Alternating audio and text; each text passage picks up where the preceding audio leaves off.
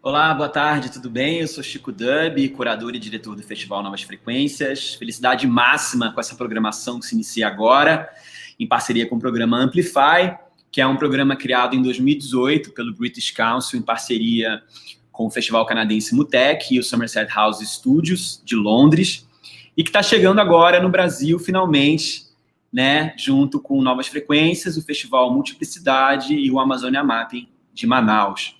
Para quem não sabe, o programa Amplify conecta artistas que se identificam como mulheres e que desenvolvem seus trabalhos no campo das artes digitais, na música eletrônica, na arte sonora, no Canadá, no Reino Unido e na América Latina.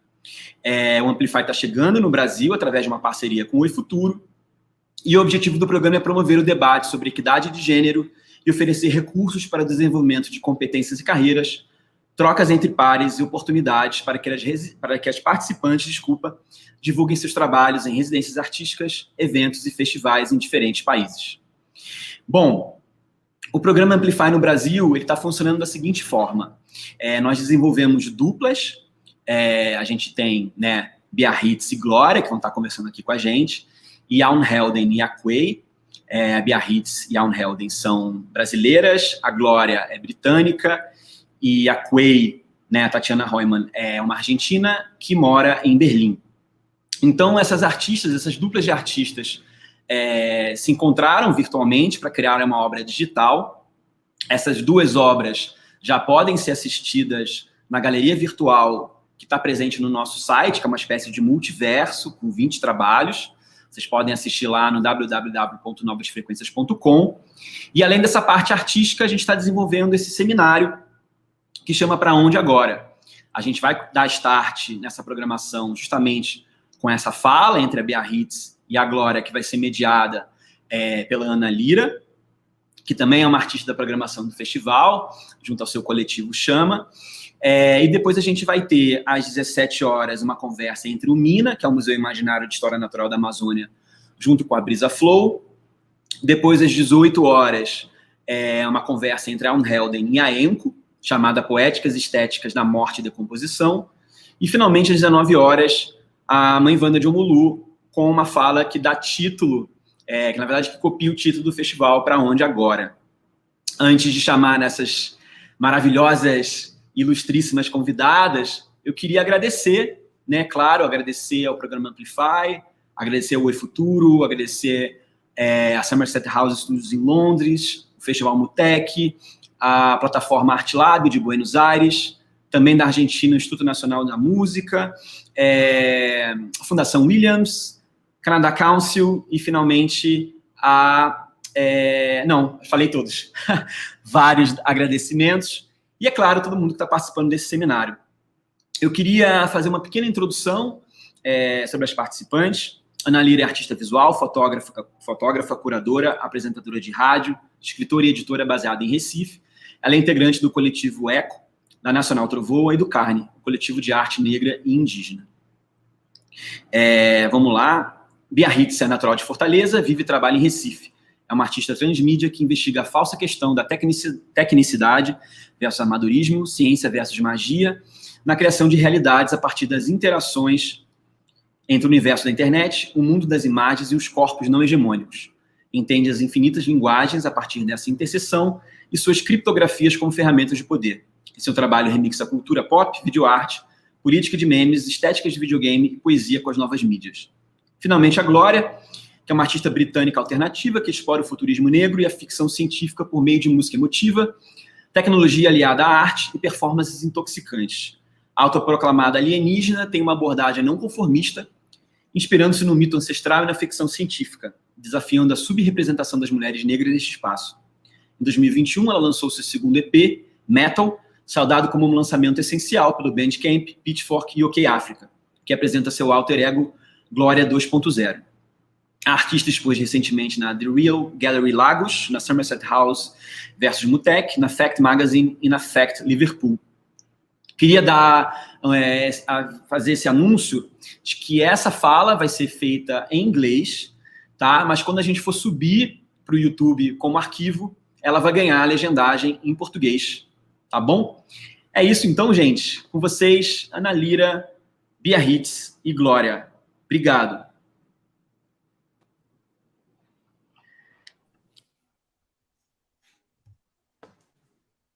Hey, how are you? Hey. Thank you. How are you? Hey guys, welcome. It was a pleasure to see your work, to see how you developed your work. And as we have only 1 hour to discuss, and I'm sure that you have a lot of to tell, I will start with my first question. It's about the sound as a form of experience for the Black communities. And to us specifically, the sound is one of the matrices, but even so, Black communities face difficulties to be recognized in the field of sound art. And in our daily lives, the public policies in the cities are used to somehow silence these experimentations and the way that we create life through sound in the world. And in the short story, and that is also a poem that you created as a base of this work, there is a moment that you use the metaphor of abandoning the body to reach other states of production of sensibility. And I'd like to know if this is somehow an answer to this process of silencing that these public policies are bringing to our cultures every day. Okay. I use what, sorry, do you mind just repeating that section again? Because you said an abandon the body.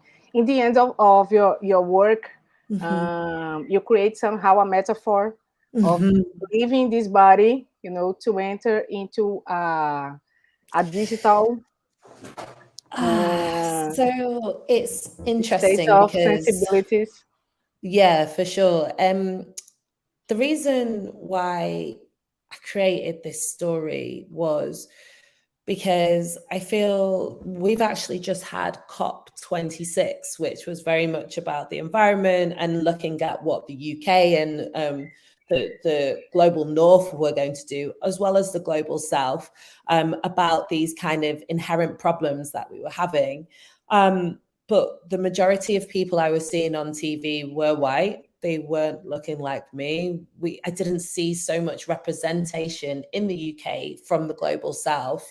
And that is a constant notion, especially when we're looking at capitalism today, of how there is a big erasure from the sound of our voices, basically.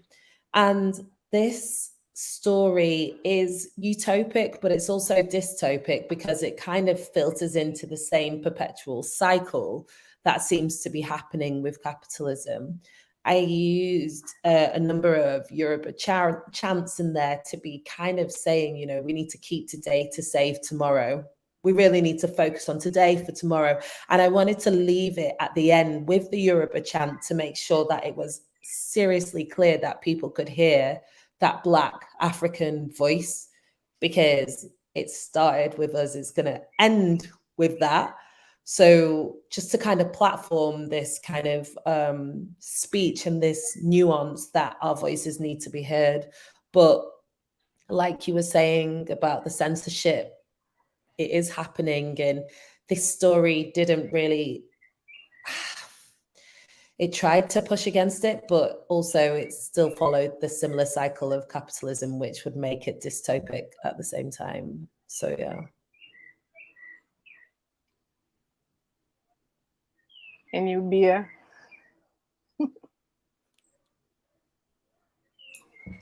The same question? Yeah. How did you complement? How can I complement? Yeah. Well, no, I'm trying to understand somehow. How did you connect to produce this answer as a possibility of breaking this idea of silencing that these policies around us are being produced every day. Okay, so you were initially talking about identity. Yeah. I get you said you were saying how Gloria integrates this Black community to her work and how is it so basilar and so important to her work. And as a racialized Brazilian woman, I also feel this need to somehow integrate the indigenous communities as well in my on everything I do actually. Because this is not, for me, this is not just a matter of identity or politics, but also a matter of family ancestry, so territory and how everything is integrated. So this was one of the talks I had with Gloria, and it was really deep at this in this. We went deep in this, even though our processes was so fast. We had so little time to do everything, and I was traveling. She's traveling now also, so we were online to. Her time is so different from our time, but in one of these talks, we went deep on these questions, and it was really nice because Gloria wanted to talk about water. And again, we come back to water. That was this topic that was so important in the beginning of the century when we were talking about environment. And once again, we are talking about water, and we won't stop talking about water anyways. And she said, I want to talk about the river entity, the Yoruba river entity that we also worship so much in Brazil, which is Oshun. And I felt this was really special. And I said to her, I want to somehow bring some indigenous entity for the river as well. So this is why we also bring the image of the serpent, understanding that for many Amazonian cultures, the serpent is sacred, and not just Amazonian cultures, but for many peoples around the world, there is this deity that is a serpent. And so the river as this deity as well. And I also have a personal spiritual relation with this. So to me, it was important to bring this side as well. So for me, it's hard to talk about identity, not talking about both Black heritage and indigenous heritage.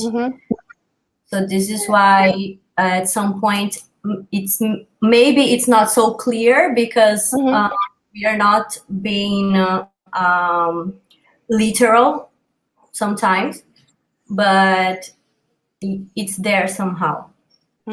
Yeah, it's definitely in the text, but also the feeling of the piece, because you can always see that kind of ancestral homage that we're paying. So yeah, that's definitely where we connected on, and it is definitely utopic in that sense, because we are giving our kind of lived and shared experiences, and that was a beautiful thing.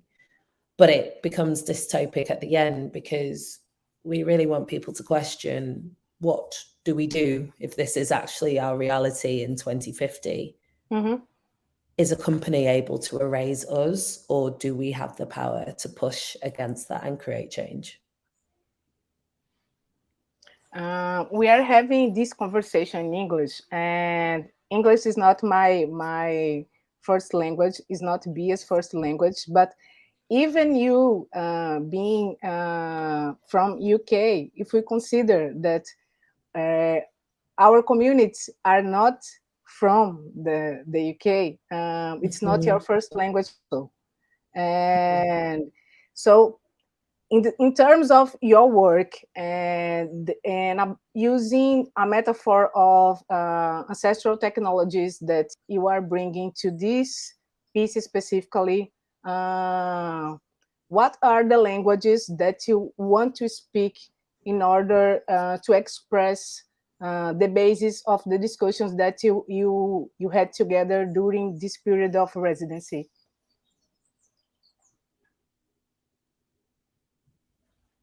Do you want to start? Yeah, you look like you've got something on the tip of your tongue. No, I'm also talking about that because you started the beat of your work with voices, and that's why I'm bringing the beginning of the discussion based on language, and then we can talk about vocalization, for example.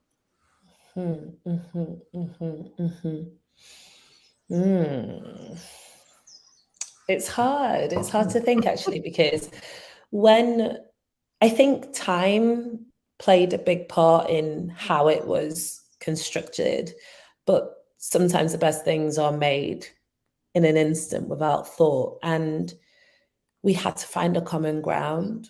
And I think, like Bia has mentioned, both as racialized women in our spaces, we both connect to ancestry.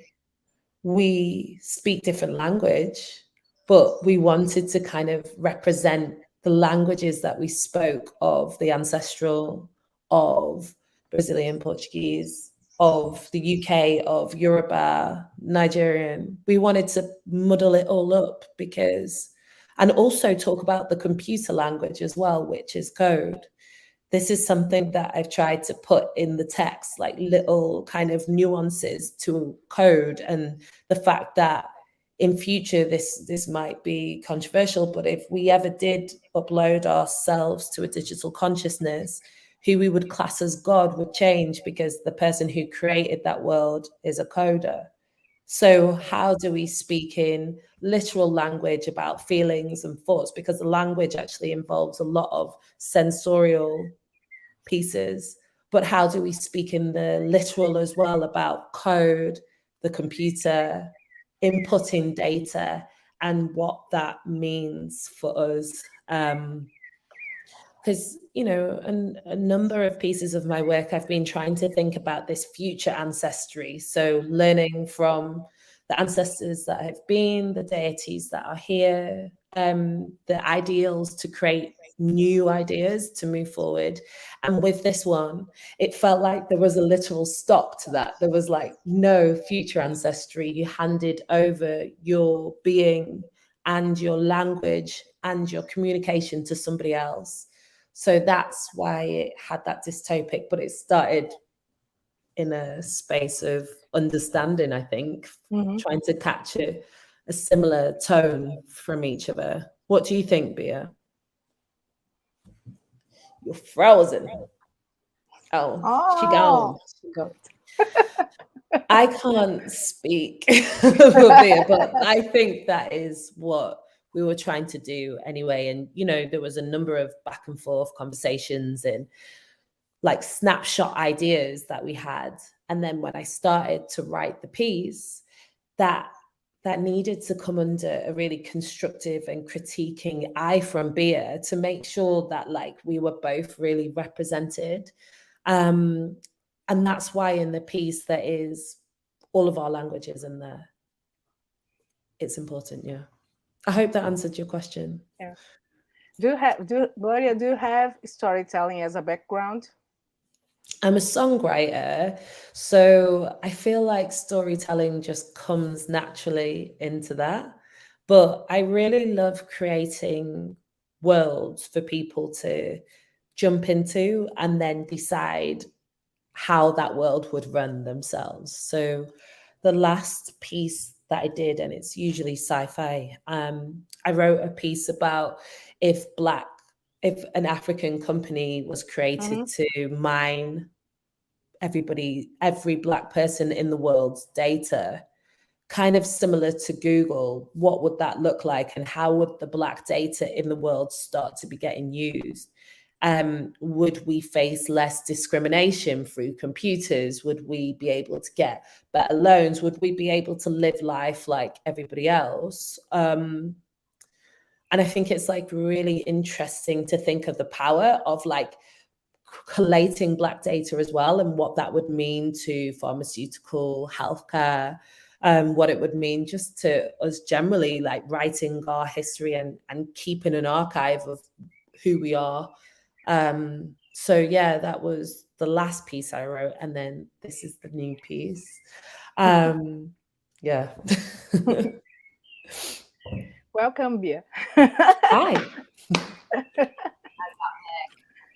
So you were talking about language and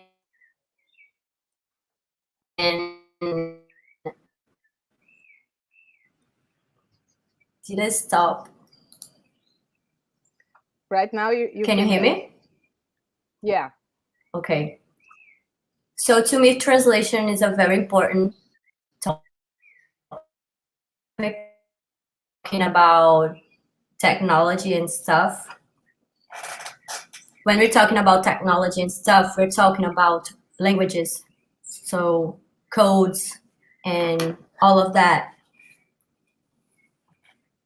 Can you follow me now? Yeah.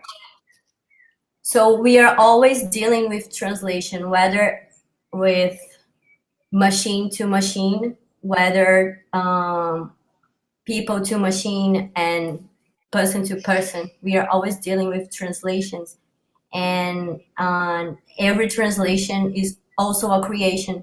So this was also a point for us, because when we were discussing the audio of the piece, Gloria, as this storyteller she did this spoken word narrative, and I wanted to translate it so we could create some atmosphere with both of our voices and this cacophony going on. And when I started translating, I realized that there were some terms that wouldn't make much sense in Portuguese if translated like directly, literally. So this was a part that we agreed, like, to understand this as a creation as well, to translate and also bring it to my universe and my background of words and everything. So we have like are both saying, but in our own languages, not just, you know, the colonizer languages, but the way we see what we are saying. So this was a nice way of interpreting this. And the chant that you put in as well, that's basically, it was your interpretation of what I was saying. That was really nice.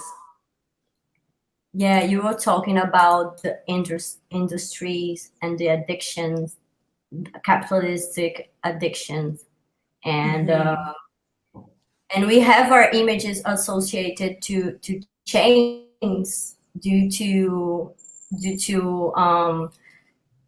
slavery history and all of this imaginary. So I wanted to somehow relate these two historical backgrounds. They are not dissociated ever. So yeah, all of these images are found footage on YouTube.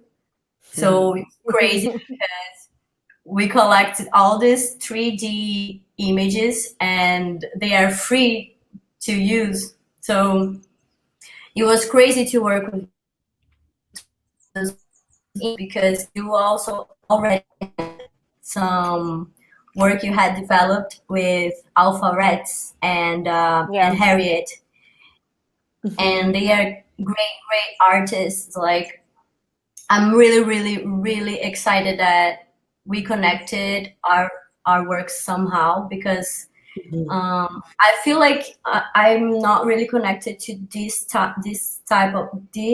kind of artists here in Brazil. So also because mostly of the people who are working with VR or 3D here are white. So, and also they don't usually live in the region I live, which is also Anna's city, which we are in his city. And this is not actually where money where the money is. So yeah, for me, somehow I feel away from these artists, and this is an issue because this is a capitalistic reality, because Black artists are forced to go away to make money somehow, which is the case of Gabriel Masson, which also collaborated with you at some point. Yeah, for sure. So that collaboration was super interesting because, you know, Alpha and Harriet both are white though, and this is the thing, and this is also a thing when it comes to looking at digital designers. It's the same across the world, I think, but there are some incredible Black designers. You just have to search a lot more. And the one thing, it was really interesting working with Gabrielle, because their vision is just, you can see it's not from the West. It's very colorful, it's very bright, it's very kind of ancestral, but still such future facing. So it was really nice to work with them and see what we came up with. But yeah, we did that work for my last video. It was cute. Yeah. One thing that I think is interesting to point in this discussion that you are bringing is that as we have a lot of colonial structure settled in this market somehow, and as Bia is saying, we have a lot of resources here, a lot of inputs and codes of culture here, but we don't have access properly to the money or to the sponsors that could provide ways of putting these ideas and these resources into materialization. And one thing that I think it's very important to put here is that during the last decade, somehow we were forced to translate our sensibilities into a wide sensibility in order to be accepted in this market. And right now, somehow you are using, the Black communities are using, and in your work we can see also that you are using the myth and other kind of imaginary as a way of putting out the Black and indigenous and the codes from these communities that we are all from. So what I'd like to ask you is, how did you get into the visual ideas that you produced to the final work? Because I know that Bia has a background of web art. In your case, Gloria, you have a deep connection to the video games and and this technology and video inputs that somehow create the imaginary of your clips and things like that. So how did you connect the things to produce this work?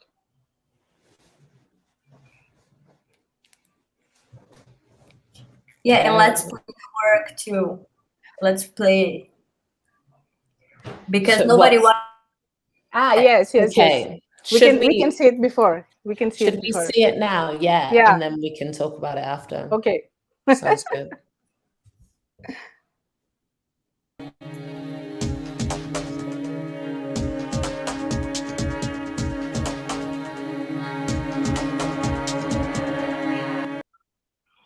Oh, it's only 1 second long.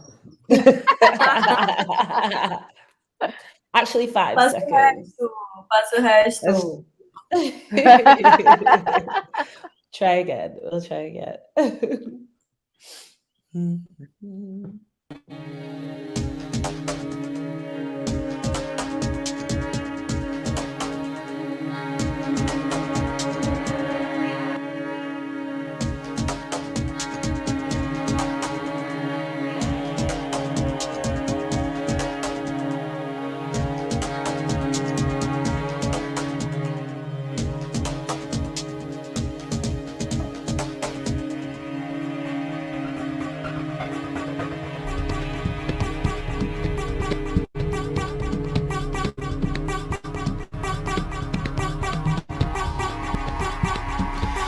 Computer said time is binary thinking. Without it, we are free to roam forests built on the consciousness of a coder. Tomorrow is Y2K50 for the planet. Log in or check out. Capitalism reigns supreme. They couldn't stop the logging or the coals burning. Nobody wanted to curb their addiction. So no rain for 280 days. I miss the soft hiss of its arrival, the musty smell on my hair, its piercing kisses on my skin, a blessing from the sky, now dry. Tomorrow is brighter, but our consciousness holds infinite. Mas nossa consciência. A cobra permanece enrolada no meu pescoço, embora eu não possa mais beber do rio. Maya holds me. We become immortal as we craft our eyes and perfect lashes from digital clay. With clipped fingers, our edges are laid. Hit command and we stand on the beach. We are complete.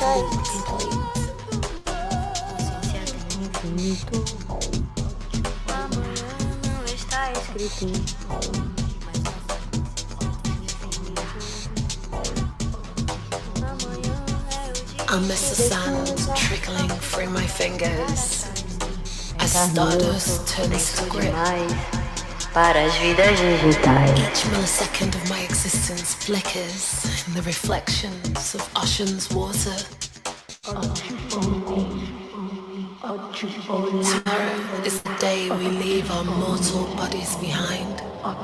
It's flesh and bones too dense for a happy digital life.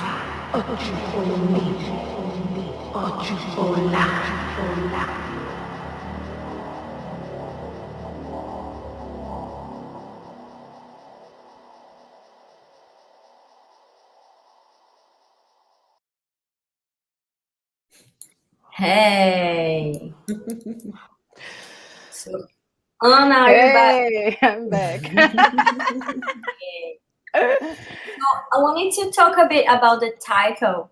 Yeah, no, I was going to ask about that before. Okay. I could feel it. Witches. No, yeah, the title. As I was talking to Ana yesterday, and I remember, Gloria, that you were talking about this other project you had on Amplify last year, and that you were researching about this ritual that has the death of the ego in it. So at some point, these words became also the death of tomorrow throughout our discussions. And yeah, if you could talk a little bit about this other process that came up with this idea of the death of the ego, and then we could Yeah, for sure. So it's not actually a project for Amplify. It's a project I'm doing because I'm creating a game. I have a game called Swarm. Yeah. And Swarm is kind of an introspection for myself. It's also like a search. It's a game, a search for identity for myself, which I find really fortunate to be able to do that through art. And the whole idea of Swarm is I created a third iteration now. Wow. And this one was about how, if we remove our ego from our everyday, what would that leave us? Would it allow us to make more of a communion in society? Would it allow us to push for real change that's needed when we get out of this kind of binary thinking? So I've been working on that with Alpha, who is a long-term collaborator for Swarm. We started it a year and a half ago now. And yeah, that was my thought. And it was thinking about the idea of child's play as well. You know, when we are in such a innocent state, do we think such negativity on the world? Do we hate? Do we kind of reject other people's viewpoints? And then that was what brought us around to this idea of death and like ego death, and the idea of, okay, what does tomorrow look like? And then that's when Bea was talking about, I found this really incredible quote, and that's when the death of tomorrow, it stuck. We decided to kind of develop something around there. And it became more macabre. Yeah. I love when you bring up child's play, because my work is so related to that in many points, at many points.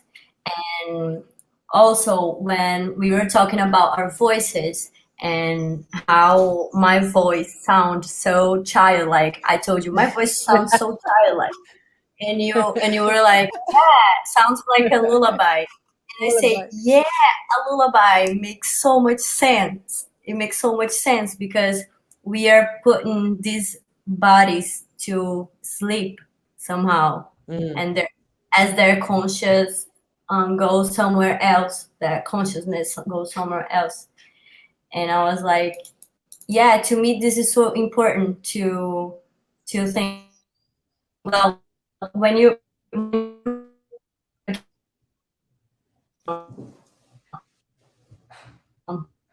It's cutting.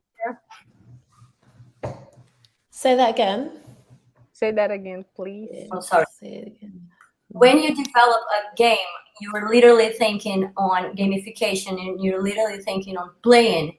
And this is a really important point of view for me, because I tend to think on my work as, if a kid can't relate, this is not so interesting for me, because I really see this how serious it is to communicate to also to our inner child and to kids out there, literally. And it's really present for me. This is really important. And also that's how you create future ancestry, right? Like being able to speak to children is really important. And I second that with you, Bea, definitely. I don't know. Well, I think a child could watch that and be really excited. I was excited. So my inner child was really happy. I I think they would be curious, at least curious.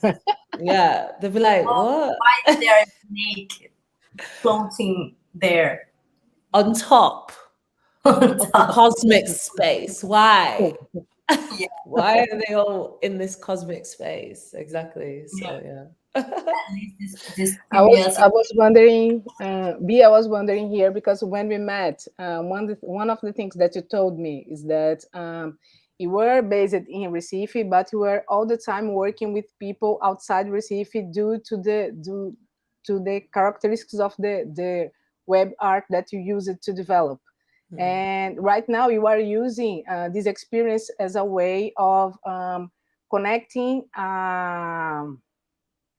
your sensibility to Glorious in order to have this piece ready somehow. And the connections that you bring, for example, the snake, the water, the mirror, everything is related to symbols that are not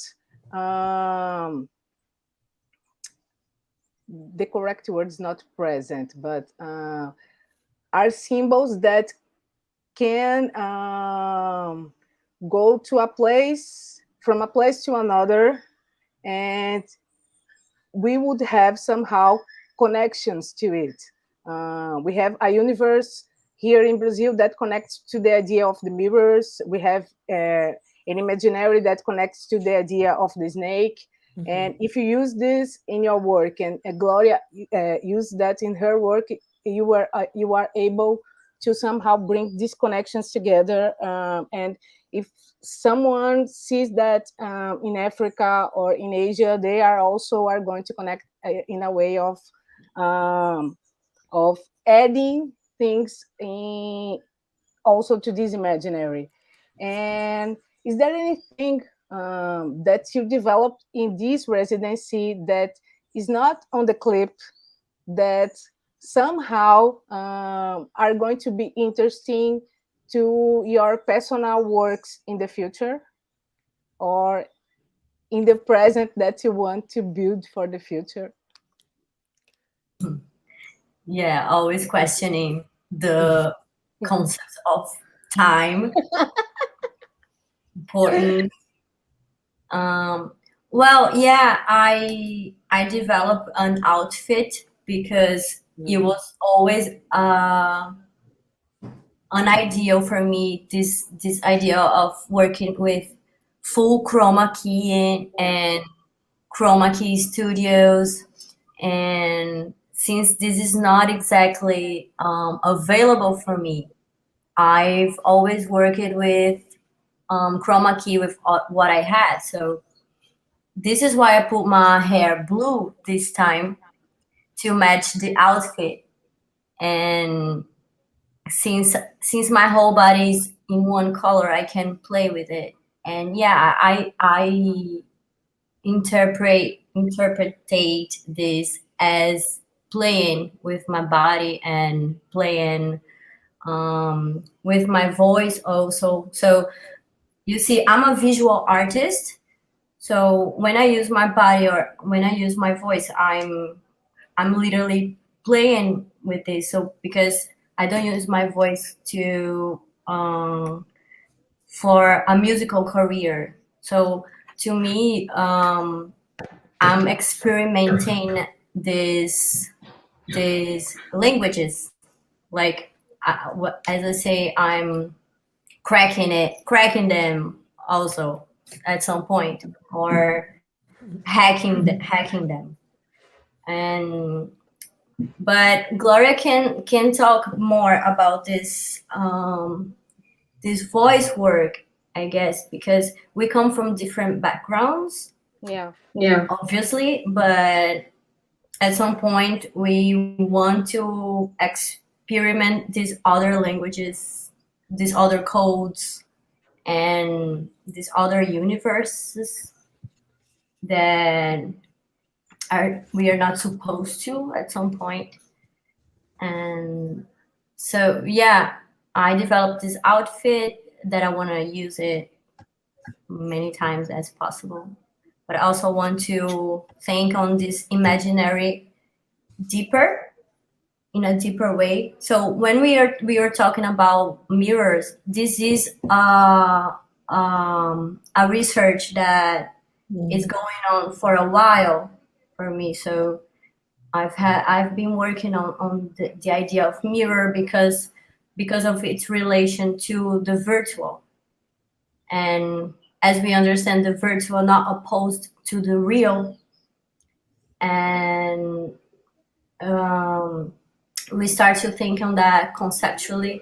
So I've been working on these concepts for a while, and I want to keep digging it, because we live in such a fast way of creating and working and everything that I have to repeat some subjects so I can go on them, because or else I'll be just creating things without actually giving the time they need.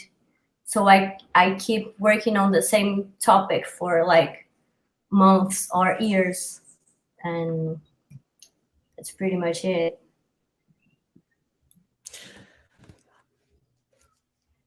I just run off. I'm like a smash and grab kind of thing. I'm just like, I focus on that, and then I'm like, kind of not forget about it, but it will just go into the armory, and then like a year later you'll be like, oh, why don't we just do something like this? And then you realize that it's from a previous project.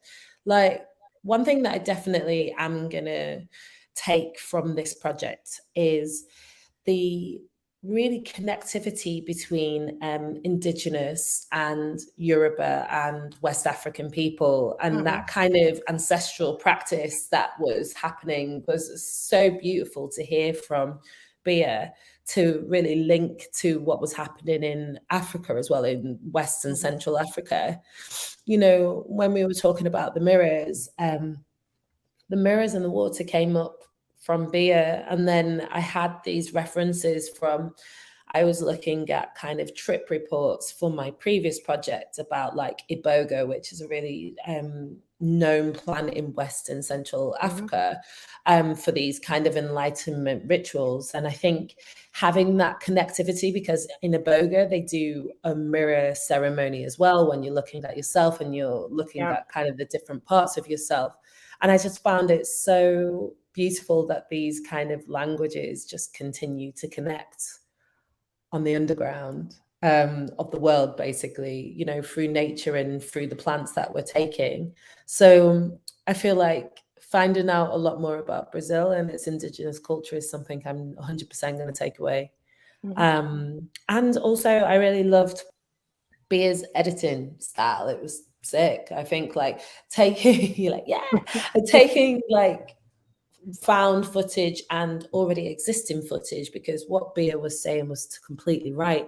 We have endless amounts of footage, and for this we were going to shoot something new, and then it was just like, hang on a minute, if we want to be as economical and kind of time saving as possible, but also just get into the process of reusing art that's already been around, because I think we live in such a fickle community and society at the moment that people don't think that they can see something reinterpreted. But on this whole project, I think that's what happened really well, basically.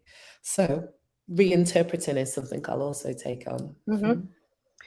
Talking about reinterpretation, Bia was telling me that you used a lot of images from archives. What kind of archives did you use it, and why did you decide to work with them?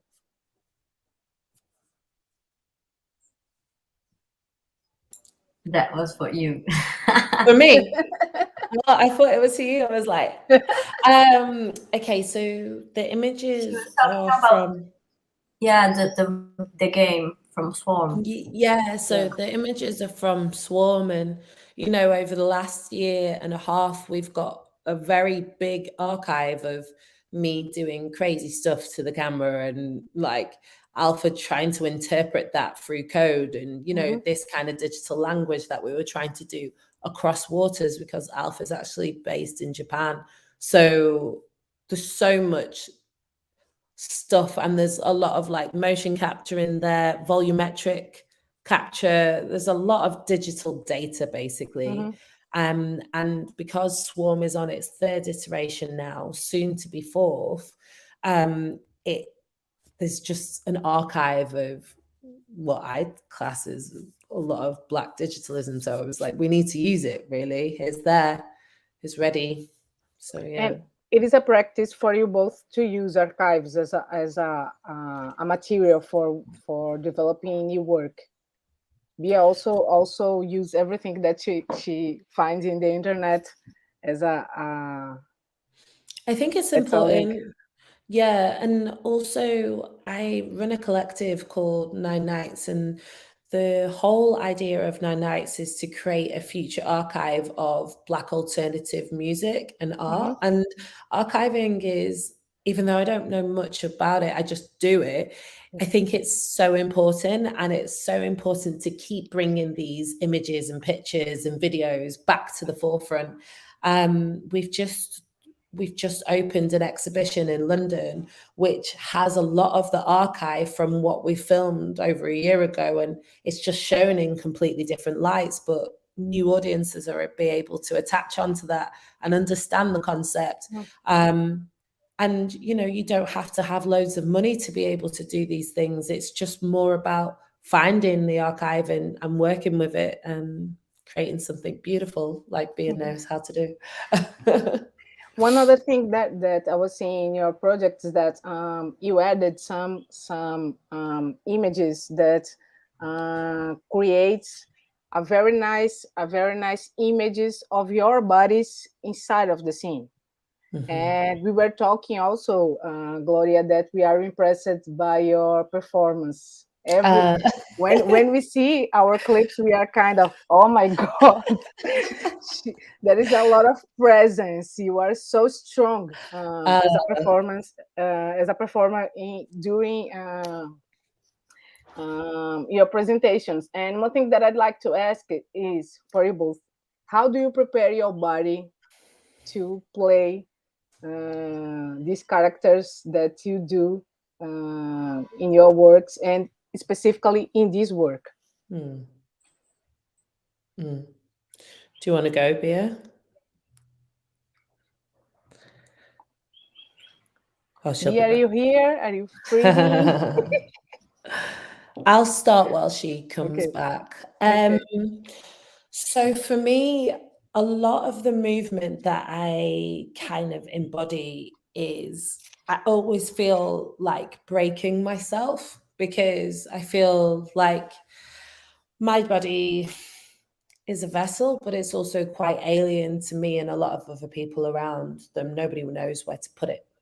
So I like this idea of taking kind of instances from nature, but also queer movement and a lot of like non-human movements, so that I can create this kind of like fantastical being. And that to me feels very ancestral, because I don't know where it comes from. It just literally comes through the water and it seems to come out in its own kind of energy. But it's a lot of practice as well. Because it's funny, I've just finished touring, so it helps, you know, when it comes to movement in any kind of circumstance, and you give yourself these kind of pointers. So if you're going to move through mud, how does it feel? Why are we moving through mud? Because these words are talking about the sticky situation of capitalism. How do we want to flow through water? Because we're talking about freedom, and it's just constantly about building on that, really, for my movement. But I want to hear about Bia's, because that jumping up, I was like, woo! Girl. I think she's freezing again. I think she might be. Are you here? No. Oh, hello. The power. Hi. Sorry, my bad internet connection. Movement. Yeah, I was still thinking on how I really like to reuse found footage, and how for me this is also a matter of time and understanding time, because sometimes I use some footage I did years ago. I do it all the time. Like, to me, there's not a separation from a work I did 6 years ago, or something I did 4 years ago, or some images I developed today, because I feel like there is somehow a movement between them, and I'm always reusing stuff I did, and I'm always reusing stuff I find on the internet, because I believe the separations are so I don't know, it's an idea, it's also a capitalistic ideal that you have to produce everything fresh and new all the time, as we know. So this is something web art works a lot with, this concept of using what you find, and this whole world of images all the time being produced, literally all the time. And it's also an ethical matter at some point.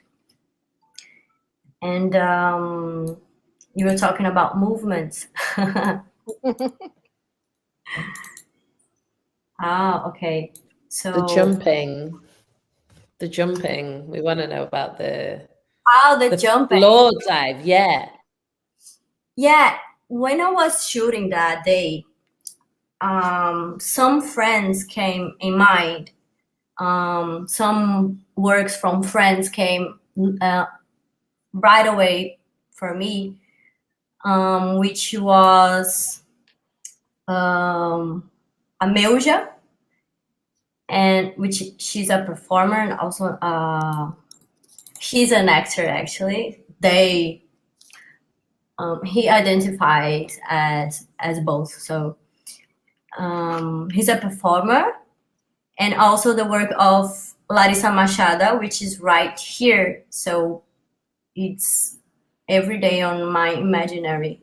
And their work are really going to this place where they work their bodies in chroma keys and effects, and they have this strong work of dystopic future as well, and post-apocalyptic ethics and aesthetics. So this came right away from me, and we are very close, and our works kind of come together, even though we are not talking about them, but we see what each other is doing, and at some point we are thinking really similar. And I think we are somehow part of a generation here in the northeast of Brazil. So to me, it's important to be dialoguing with this imagery. And so I come from this idea that we don't create anything from the zero. And so literally I feel like every move I do comes from what I see and who I see, and those are some strong references for me, and important references as well. Now you are an important reference for me. You too. You too. We are even with the same hair. Oh, I know. Girls, we have now Sisters. only 1 minute to finish our conversation. I'd like to thank you so much for being here. It was a really pleasure to interview you, to meet you, to talk about this work. and I wish that so many people can see it. And I'd like to ask if you have any other things to any other consideration, né, to finish this conversation. I just wish we can meet in person. Yes, next Yeah. year. That would be lush. Stop This is a nice plan. This is a nice That would plan. be good. the pandemics. So you can come, stop the money, bring the cash, all the above. Thank you. So thank you so much. Thank you, Novas Frequências, for the opportunity. See you soon. Bye. Bye. Bye. Bye. Olá, eu sou o Ray, produtor executivo do Festival Novas Frequências. Espero que vocês tenham gostado da conversa com a Analira, a Bia Hitz e a Glória. E então agora a gente vai para a segunda atividade do nosso seminário Para Onde Agora, com a apresentação do Novas Frequências e do programa Amplify. Apresentamos a vocês uma conversa entre o MINA, o Museu Imaginário de História Natural da Amazônia, e Brisa Flow. O MINA, para quem não sabe, está em exibição no Centro Cultural Oi Futuro, de quarta a domingo, das 11 às 18, até o dia 16 de janeiro. E, infelizmente, nessa semana, por uma questão de obras emergenciais na estrutura do Centro Cultural, ele está fechado para visitação, mas em breve voltamos. Bom, antes de chamar os nossos convidados, vamos fazer uma apresentação rápida deles aqui. O MINA é um museu itinerante, feito de som, coordenado pelo Bruno Garibaldi, Gabriel Versosa e Luísa Puterman. Se trata de um organismo que conecta pessoas, ecologia e histórias através de experiências de escuta. O MINA colabora com uma equipe de artistas, educadores e cientistas que constroem espaços de escuta e criação, apresentações musicais, instalações sonoras, conversas e oficinas. Já realizaram algumas parcerias com o Instituto Serrapilheira, Found Sound Nation e Fundação Getúlio Vargas, parcerias de pesquisa e viagens de campo com o INPA, que é Instituto de Pesquisa Ambiental da Amazônia, e participação de residências Lab Verdes na Amazônia e área criativa em Minas Gerais. Com produção de instalações sonoras, programas públicos e apresentações musicais juntos à Bienal de São Paulo, SESC, TEDx, Festival PAF, Festival Kinobit, Museu da Língua Portuguesa e outras iniciativas culturais. Durante seus anos de trabalho, o trio já facilitou centenas de sessões de escutas, oficinas e conversas em escolas, hospitais, presídios e espaços públicos. O Bruno Garibaldi é músico, artista visual e educador. A sua pesquisa investiga como as experiências sonoras podem explorar a imaginação em processos educacionais e contextos de vulnerabilidade social. O Gabriel Versosa é naturalista e comunicador de ciências, reside em Manaus e é colaborador do INPA, o Instituto Nacional de Pesquisas da Amazônia, onde desenvolve ações socioculturais que articulam ideias sobre arte, ciência, tecnologia e política. A Luísa Puterman é artista sonora e produtora musical. O trabalho dela é interdisciplinar e cria instalações sonoras, performances ao vivo, experiências de aprendizagem, composição e design de som para dança, cinema e teatro. E a Brisa de la Cordilheira é uma cantora, Mapurbi Marrona, que mistura rap com cantos ancestrais, jazz, eletrônico e neo soul. Ela é mais conhecida como Brisa Flow. É uma artista transdisciplinar que usa linguagens musicais, atua no cenário artístico como cantora, produtora musical, performer, pesquisadora, constrói arte a partir da vivência do seu corpo no mundo, criando caminhos que desprendem das amarras da colonialidade. Bom, a música da Brisa é um encontro com as energias da terra, desenvolve estéticas artísticas pela prática e pesquisa do canto que tece memórias e futuros originários. Ela também é arte educadora, licenciada em música, MC da cultura hip-hop e filha de artesãos araucanos. Pesquisa e defende a música indígena contemporânea, a arte dos povos originários e o rap como ferramentas necessárias para combater o epistemicídio. Bom, antes de começar essa conversa, a gente vai ter uma experiência de escuta e a gente aconselha o uso de fones de ouvido, uma posição confortável. E bem-vindos ao MINA, sejam todos bem-vindos a essa conversa.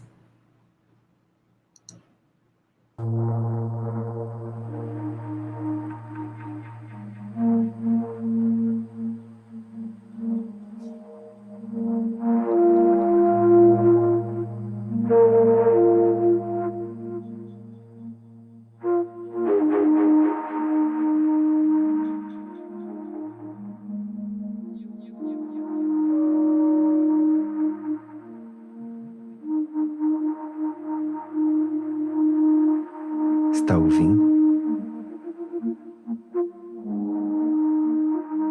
Esse som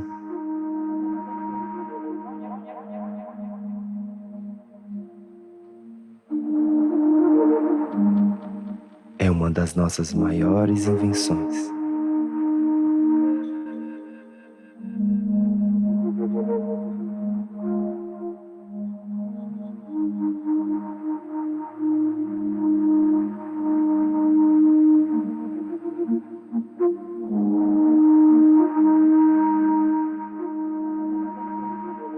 Posso te fazer uma pergunta?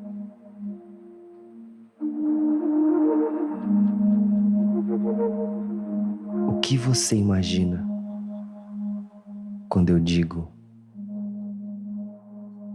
Amazônia?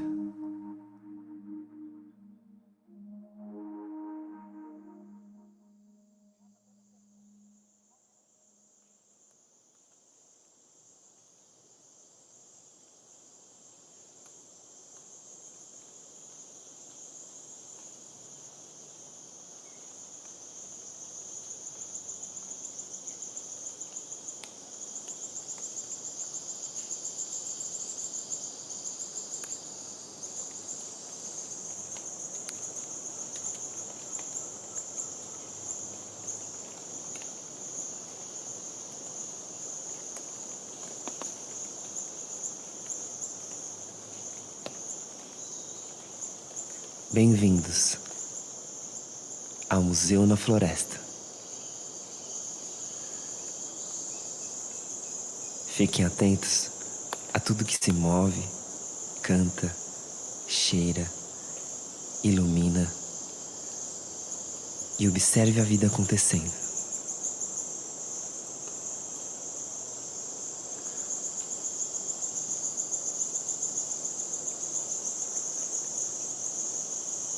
Escuta. O que você procura na mata?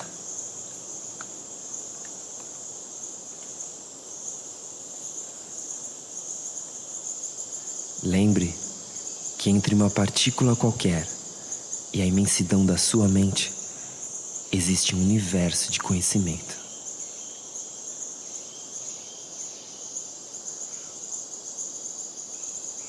Chocorinho.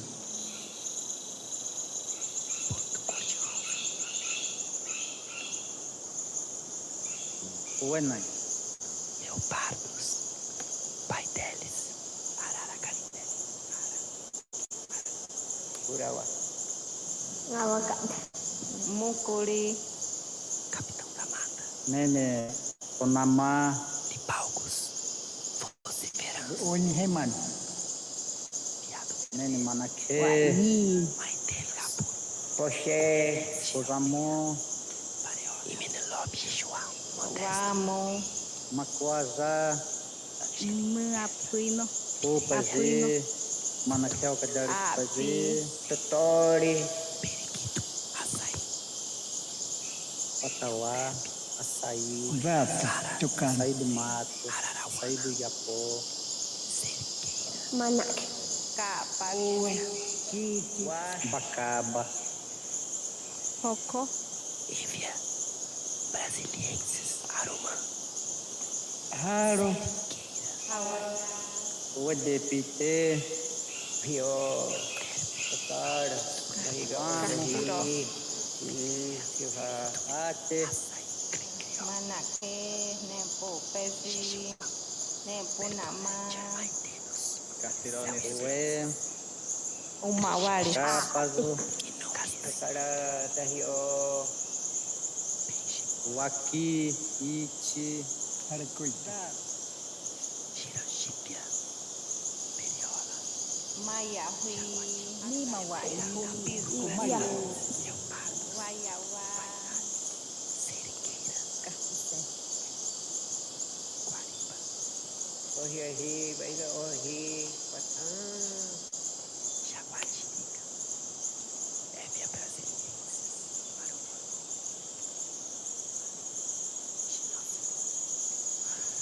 plantas, bichos, fungos, paz.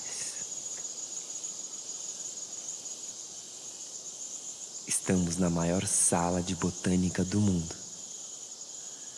São mais de 16 mil espécies só de árvores.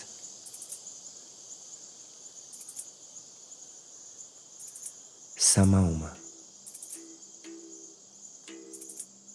Uma das maiores árvores da maior floresta tropical do planeta. Vista do chão, parece uma escada para o céu. Um monumento natural da Amazônia.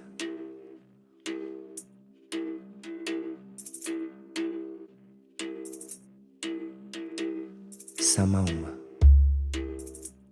é uma gigante delicada. Suas sementes brotam como algodões de dentro dos frutos.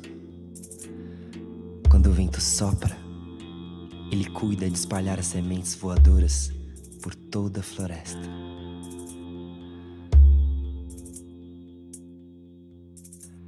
Parecem pedaços de nuvem caindo do céu.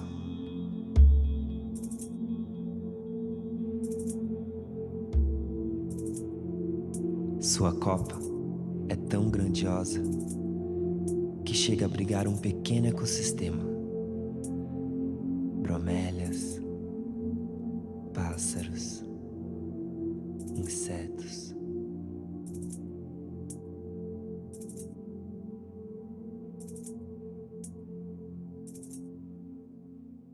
Aliás, tem uma preguiça dormindo no cipó.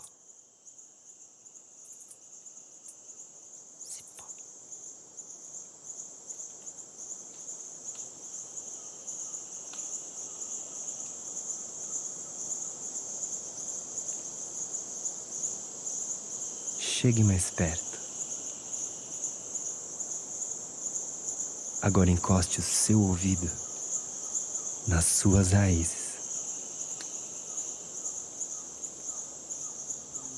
Está ouvindo?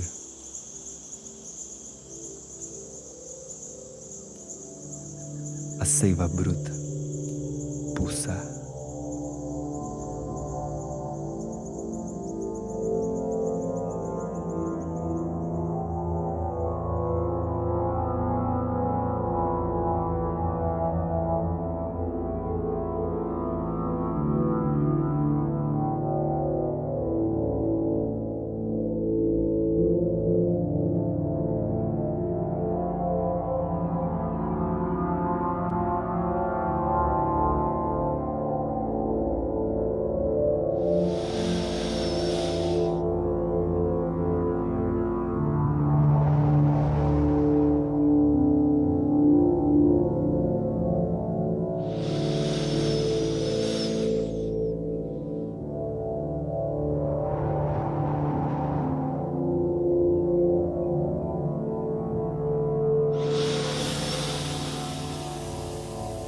Essa água toda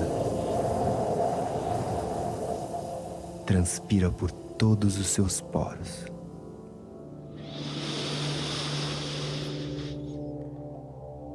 Limpeza, oxigênio.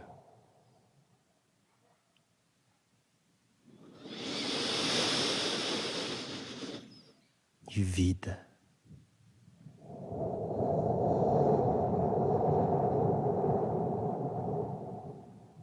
Tá sentindo?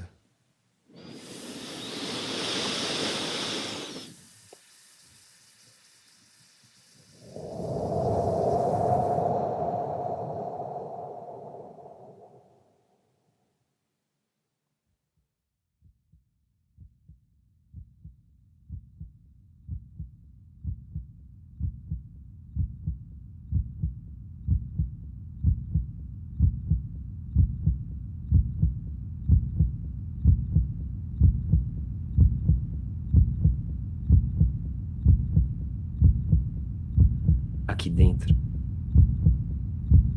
bate um tempo sem hora, sem a pressa lá de fora.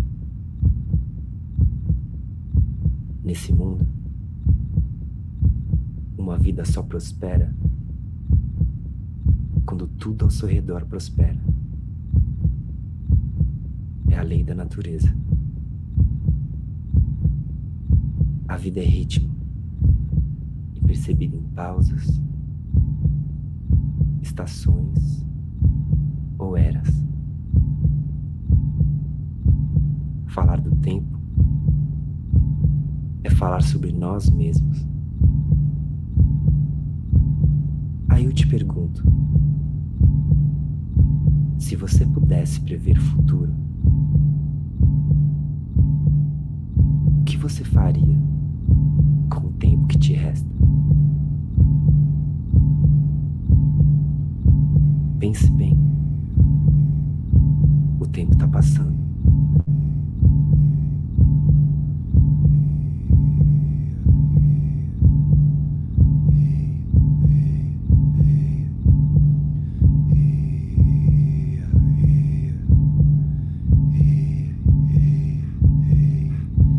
Aqui dentro bate um tempo, é água pura, som da vida, abre a escuta.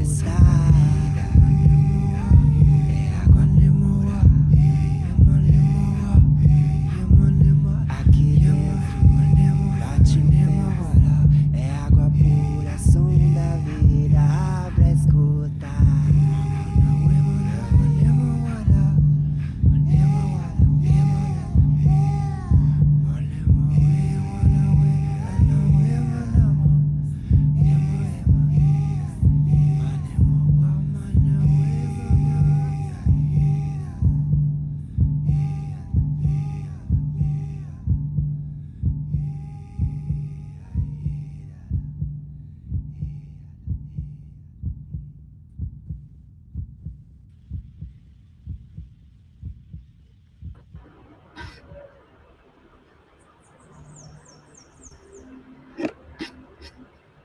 Salve, salve!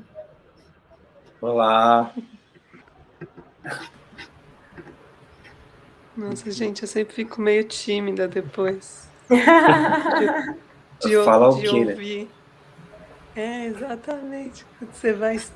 Quando você vai tão dentro da escuta, né? Tipo, a fala fica tão em segundo plano. É muito louco isso, né? O poder da escuta. Enfim. Demora a voltar um pouquinho mesmo. Mas é bom. O pessoal de casa também vai voltando devagarinho, vai abrindo o olho, dando aquela esticada. Uhum. Tá dando seus golinhos. Gente, temos brisa com a gente. É uma alegria tão Salve, grande. gente. Obrigado o convite. Instalação muito linda. Parabéns aí, salve, salve quem está assistindo o Festival Novas Frequências, Amplify, tamo junto aí. Bora trocar essa ideia, uma satisfação estar junto. Que massa. E aí, quem vai Tô começar? fazendo as honras da casa, só para a gente ir se situando, né? O Rei apresentou a gente lindamente, mas boa tarde, gente. Meu nome é Gabriel Versosa. Bruno tá aqui acima de mim, Lu aqui na esquininha, a nossa maravilhosa Brisa, Flu aqui do lado. Mais uma vez, obrigado aí a galera do Novas Frequências por convidar a gente para abrir também esse espaço aqui nesse dia para essa conversa massa. A gente teve uma conversa linda sobre essa coisa da morte do amanhã e como é que a gente tem visto e feito para repensar esse futuro, né? E eu acho que é muito massa a gente conseguir trazer para esse momento aqui, que é muito do presente, até essa provocação que a gente trouxe aqui nesse finalzinho de experiência, né? O que é que a gente faz agora? E a partir de um museu imaginário, a partir do trabalho de Brisa, que também a gente vai trazer um pouco aqui sobre como é que a gente tem buscado disputar os imaginários, né? E a potência que isso tem no presente. Então, vão chegando aí, muito bem-vindas, muito bem-vindos, muito bem-vindos. E aí, queria, na verdade, abrir a palavra para a nossa convidada, né? Porque hoje estamos aqui no momento Mina Convida. Então, eu queria que Brisa se apresentasse um pouco mais para a galera de casa ainda que não te conhece e falasse brevemente, assim, de como foi essa tua passagem por dentro do Mina. Afinal, você conseguiu ir lá no Futuro, né? Para quem não pôde ainda visitar. Troca aí também, dá esse spoiler. Salve, salve, gente. Mari Compuche, minhas boas chegadas aí a você que está chegando agora, você que está assistindo. Eu sou a Brisa Flow, mais conhecida como... Na verdade, eu sou a Brisa Della Cordilheira, mais conhecida como Brisa Flow. Mulher marrona, Luísa Hill, né? Porque às vezes é isso, né? O plural, que é o que a gente vai trocar ideia, né? Quem é a pessoa e quem é a persona, quem é o artista? Né? O artista está presente na obra hoje.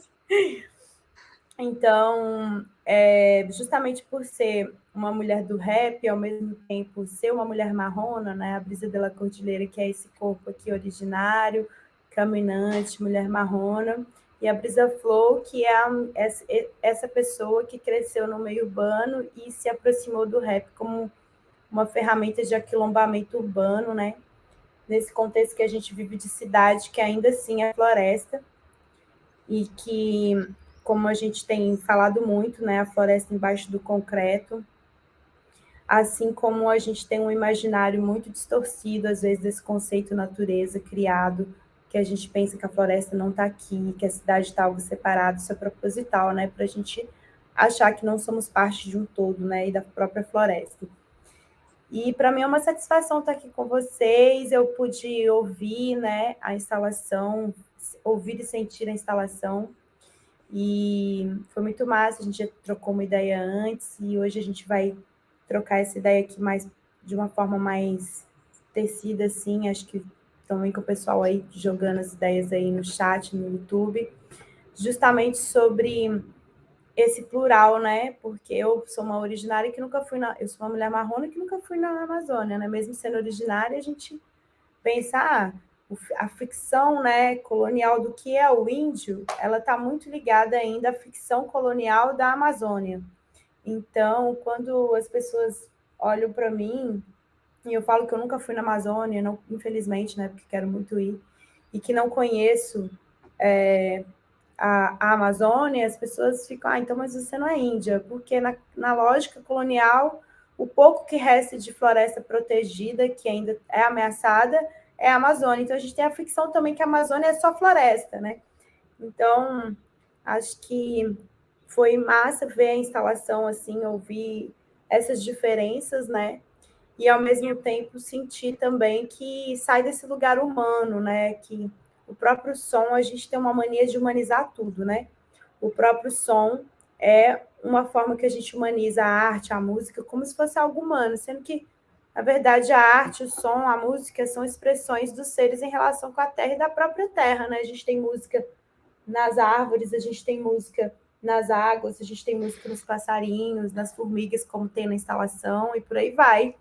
E eu acredito, na minha pesquisa, que, além de ser rapper, né, além de ser MC, eu resolvi fazer licenciatura em música para pensar outras formas de ensino de músicas não europeias, não eurocentradas. E a minha pesquisa também passa por esse lugar da música não ser algo humano, e de nós aprendermos, inclusive no mimetismo, a se comunicar, vendo outros animais também, vendo outros seres, a fazer da mesma forma, assim, ou da nossa forma, a partir do momento que a gente traduz aquilo ali. É isso, eu falo muito, sou canceriana, se deixar eu lá. Igual aquele meme, eu querendo falar, eu falando. Constelações. Não, mas é muito... Eu vou já pular porque veio uma coisa legal na minha cabeça. Legal para mim, pelo menos, né? Que eu sou do som e penso muito a partir do som, né? A minha vida é puro som, né? Por escuta, assim. E eu fico pensando nessa história do som, que tem um termo que se chama geofonia, né? Que são os sons que vêm das águas, do vento, das montanhas, da terra, das transformações da geologia mesmo, né? Que são ancestrais aos animais, né? A vida, enfim, temos um biólogo aqui, pode ajudar a gente depois. Aí depois tem a biofonia, né? Que é o som dos animais. Enfim, esses termos são super questionáveis, mas só para ajudar a gente a visualizar as ideias também, né? a biofonia e depois que vem essa orquestra, né? Os animais, tipo, povoaram a terra com som, assim.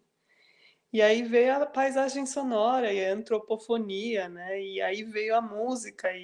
Então, essas camadas, assim, de som nessa história do som. Então, eu fiquei muito pensando o que você está falando, né? Da onde vem a música, né? E essa história do som, assim. E eu acho que isso toca num lugar muito louco, assim, do Museu Imaginário, que é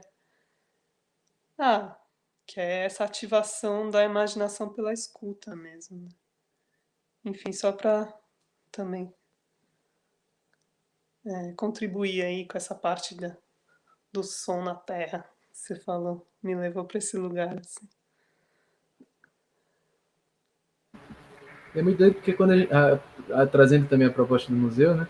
A própria história natural, ela tenta dar conta de contar essa história das coisas do que é dito natural, né? E aí concordo plenamente com o próprio dividir o que é natural do que não é, já é extremamente esquisito, pelo menos a meu ver. Infelizmente a gente tem conseguido fazer movimentos para contrapor essa divisão criada também, né? Mas tentar contar a história do natural é justamente isso, né? Tentar contar a história dessas sobreposições, dessas trocas, porque as montanhas não deixaram de fazer som porque os passarinhos estavam cantando, né? Muito pelo contrário. Então é muito interessante também a gente poder, enquanto pessoas e aqui nós três falando em Constituição enquanto museu, organizar isso e trazer a soma dessas coisas, né? Então, para a galera que ainda não teve oportunidade de ir na instalação, que está lindíssima, por favor, visitem se puderem. Vocês vão ver lá, e aí Brisa pode até falar um pouco sobre como é essa experiência de escutar formiga, escutar cantos de ninar e também escutar o barco que sobe o Rio Negro com breguinha tocando de fundo, sabe? Então, o quanto que essas coisas são sons e tipo fazem parte da história natural da Amazônia, né? Fazem parte da Amazônia vegetal, da Amazônia animal, da Amazônia humana, os rios. Então, a gente está falando de várias formas de vida, né? De várias agências. E o quanto que é importante, e falo muito pessoalmente, o quanto me sinto honrado de poder ter esse trabalho de reunir isso de uma forma que possa permitir o atravessamento por pessoas que não puderam estar lá, né? Então, quando o Brisa diz que, por exemplo, não conhecia a Amazônia ainda e de alguma forma se sentiu tocada pelo museu, acho que a gente está realmente fazendo um movimento muito interessante e claro que eu espero poder receber em Manaus em algum momento, Brisa, mas é muito massa poder também trazer o som como esse modo, né, de transportar algo que é tão grande, quase universal quanto a Amazônia, de alguma forma para produzir esse contato, esse atravessamento.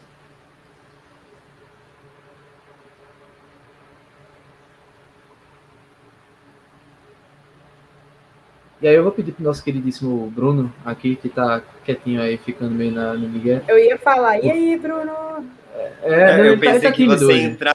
eu tava só esperando, sei lá. Não, então, mas é porque aí... É porque a gente tem... Não é pergunta do público, mas é porque queria mandar um abraço, inclusive, para nossa querida Cris, que está lá como monitora da instalação e está acompanhando a gente aqui também, pelo que eu vi.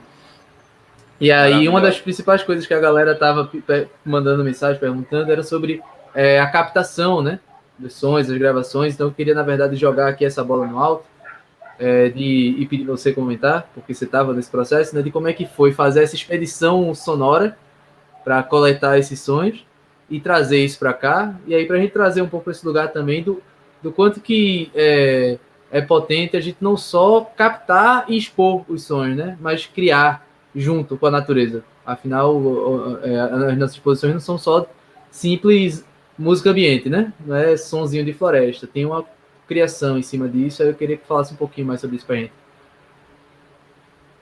Sim, eu estava pensando sobre a nossa última conversa, mas trazendo para cá perguntas que me fazem, assim, por que a gente criou um museu imaginário, né? E aí eu sempre brinco, começando a conversa, que é um museu que não pega fogo. Que já, por esse princípio, já fala assim, pô, já é uma saída boa, né, para museus no Brasil que tem dificuldade de sobreviver e guardar coisas que não se perdem, né? Mas é uma brincadeira séria, assim, porque eu fico pensando também no princípio do que vive o museu, né? Por que a gente guarda coisas, assim?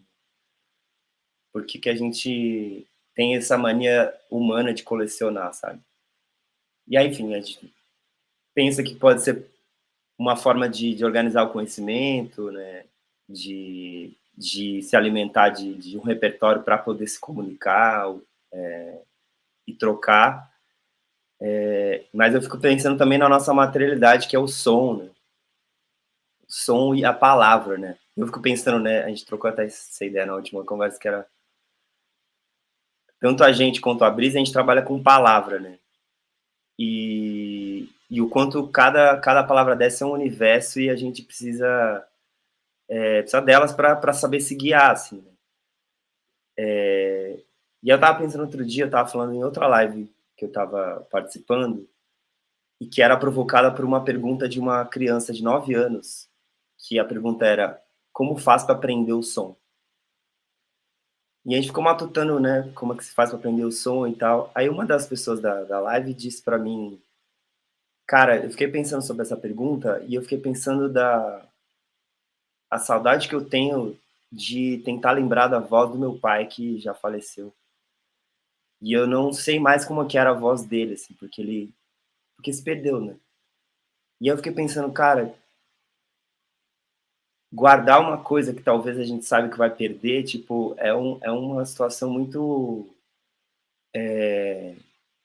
muito emergente, e é um pouco do que se trata, né? Tipo, fazer o que a gente faz. Eu acho que a gente não só estamos coletando coisas, mas dando a ver ou ouvir um monte de possibilidades de coleta, mas a gente está criando sobre, né? Porque a gente também quer pensar para onde vão as coisas e tal. Mas a experiência, por exemplo, de trabalhar em viagens pela vários pontos da Amazônia, escutando os mateiros, os cientistas e dialogando sobre, era uma possibilidade de ouvir coisas que a gente não ouve, assim.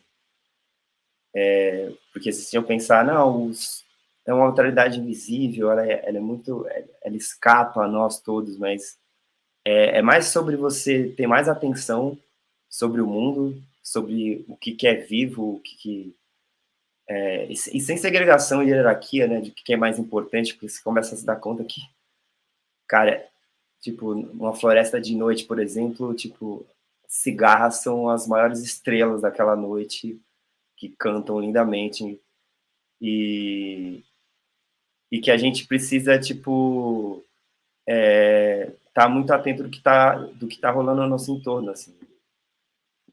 Então, usar microfones ultrassônicos para pegar passos de formiga, para ouvir, né, as abelhas, é mais para saber o quanto elas são importantes para todo um sistema de vida, né, que nos importa, né. Acho que é como a imersão que a gente acabou de escutar, né, a vida só prospera quando tudo em volta nossa prospera, né. Então, acho que a nossa maior intenção de organizar essa coleção de vidas é, tipo, botar as pessoas para ouvir o entorno e deixá-las mais atentas sobre a importância de estar à escuta do mundo, assim. E acho que em vários sentidos, né? Não só escutar sons que a gente não consegue ouvir, mas escutar sons que são invisibilizados, né? São vozes invisibilizadas, enfim, que são tão importantes para a gente, enfim, se harmonizar enquanto vida aqui nesse lugar que a gente chama de mundo. Brisei também, mas seguimos no flow. Aqui.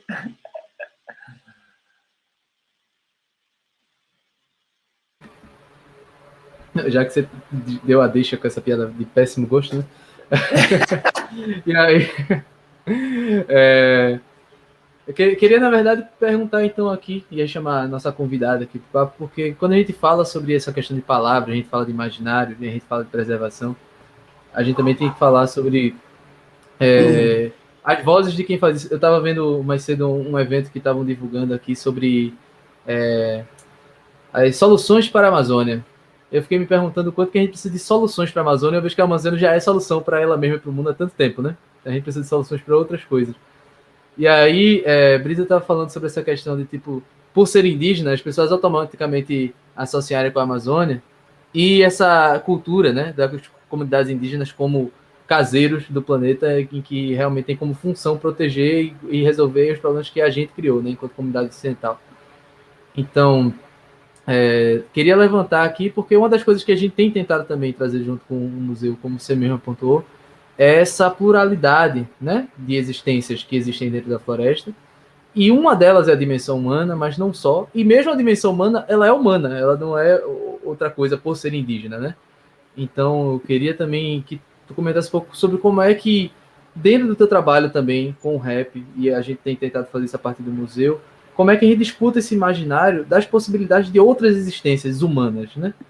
Seja na Amazônia, seja caminhando pelo nosso continente. Eu acho muito louco essa forma que a gente, às vezes, tende a encaixotar as coisas e criar conceitos, né? Porque aí a gente cria o conceito do que é a Amazônia, a gente cria o conceito do que é salvar, que eu acho que essa coisa de salvar, essa salvação vem muito da estrutura da branquitude, né? Se você para pensar, tem essa ideia do que vem junto com o cristianismo, do Salvador, que vem junto com o colonizador do Salvador, que trouxe fé e vida para nós, né, para os originários que estavam aqui antes, como se fossem pessoas que não tinham alma. E da mesma forma como essa cultura ocidentalista traz a cidade o tempo todo para um continente que já existia, que já tinha sua forma de viver, assim como a Amazônia, né? Outras florestas aqui imensas que a gente tinha, já tinham suas formas de viver e de se transformar. Então, acho que o próprio conceito museu, né, ele é muito complicado, como o Bruno falou, porque a gente teve roubos e roubos, né, diante dessa exploração, diante desse salvamento, onde por trás, né, dessa salvação, o que estava acontecendo e acontece até hoje é a grande extorsão de recursos naturais, né, do nosso continente. Então, a gente lotou os museus aí de Berlim, da França, da Inglaterra, de artefatos, né, considerados artefatos, nem considerado arte, por mais que tivessem desenhos, por mais que tivessem pinturas, não eram considerados arte. Então, esses recursos são levados para fora, vistos como guardados em museu, e a vida dessas pessoas pouco importa, porque o que importa é registrar o que era isso antes, e foda-se se agora não é mais. Então, assim, essa mania do colecionismo, ela é muito perigosa, porque ela não se concentra em preservar a vida, os espaços e as comunidades, ela se concentra em acumular. E assim segue, né, essa mania de acumular riquezas, a gente pensando que dinheiro vale mais que água, dinheiro vale mais que ar puro, né? Então a gente tem uma inversão de valores muito grande, que seria preciso um reset mesmo, aquela pílula, né, da Matrix mesmo, a gente tomar e opa. E, ao mesmo tempo, eu estava escutando hoje um podcast que a Luísa também está presente, que é da Musa Matilza com a Micaela, do Pruguete, que a gente fez a curadoria, a Luísa fez o som. E a Musa fala uma coisa muito interessante sobre a questão dos museus, né, da gente trazer de volta, e será que isso é reparação? Será que isso é restituição? Eu acredito que não é reparação, não existe como pagar e reparar essa dívida imensa que segue sendo contabilizada, que não para, né? Tá lá a máquina da dívida histórica ainda passando, mas dá para se responsabilizar, e é um ato político, né? Pessoas racializadas estarem diante de transformações dentro do mercado da arte, dentro dessa ficção museu, justamente para a gente trazer o pensamento do museu como algo educativo, né? Como uma memória, e não como um lugar de coleção, sem ter um teor político, né, que é o que a gente precisa, né, uma coisa política para que se defenda o território. E essa coisa que você falou, né, Gabriel, da tutela, isso é muito louco, porque a tutela faz todo mundo botar o olho na Amazônia, né? Então, mesmo não conhecendo a Amazônia, eu sei de inúmeras e inúmeras histórias relacionadas a esse olhar voltado para a Amazônia. Então, precisamos de tutela, a Amazônia precisa ser protegida. E aí a gente cria ficções, né, do que é a Amazônia, aí já tem aquela ficção eurocentrada também do indígena nu, né, que aí já vem aquela coisa de quem não teve contato, porque alguns povos realmente não têm contato, mas aquela coisa do show da Xuxa vem muito forte sobre música indígena também no imaginário das pessoas. E aí você poder, na instalação, colocar um forró para falar que isso também é a Amazônia, porque eu tenho inúmeros amigos, por exemplo, que fazem rap em Manaus, né? A gente estava trocando essa ideia. E a Amazônia não é só o imaginário da música indígena, né? E, ao mesmo tempo, a Amazônia, sim, é originária, assim como todo esse território da América Latina, a Biayala, que a gente chama, que significa terra fértil, né, para o povo Kuna. Então, toda a Biayala é um território indígena, né? E assim como tem originário precisando ser protegido lá, defendendo a floresta lá ainda, nós também temos no Equador, nós também temos no sul do Chile, nós também temos aqui em São Paulo, no Jaraguá. Então, a gente tem comunidades indígenas aldeadas resistindo, que é uma forma, sim, de existir, e temos também originários no meio urbano lutando aí por essa retomada para que se olhe para as populações indígenas aldeadas. Então, assim, tem inúmeras formas de ser, existir, inúmeras formas de ser música também na Amazônia, né? Então, quando a gente pensa assim, caramba, nem sabia que tinha rap na Amazônia, a gente está quebrando o imaginário fictício, né?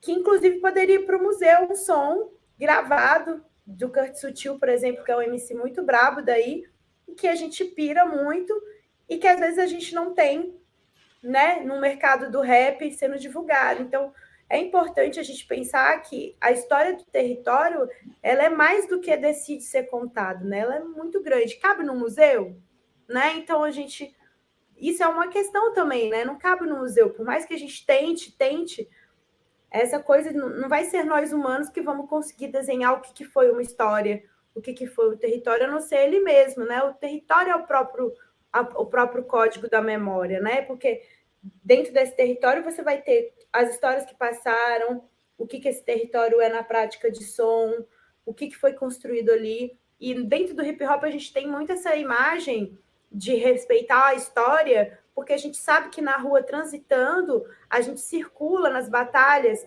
uma coisa que traz de outra batalha, um MC que veio de outro lugar, de outra região. Então, ali se torna um aquilombamento, né?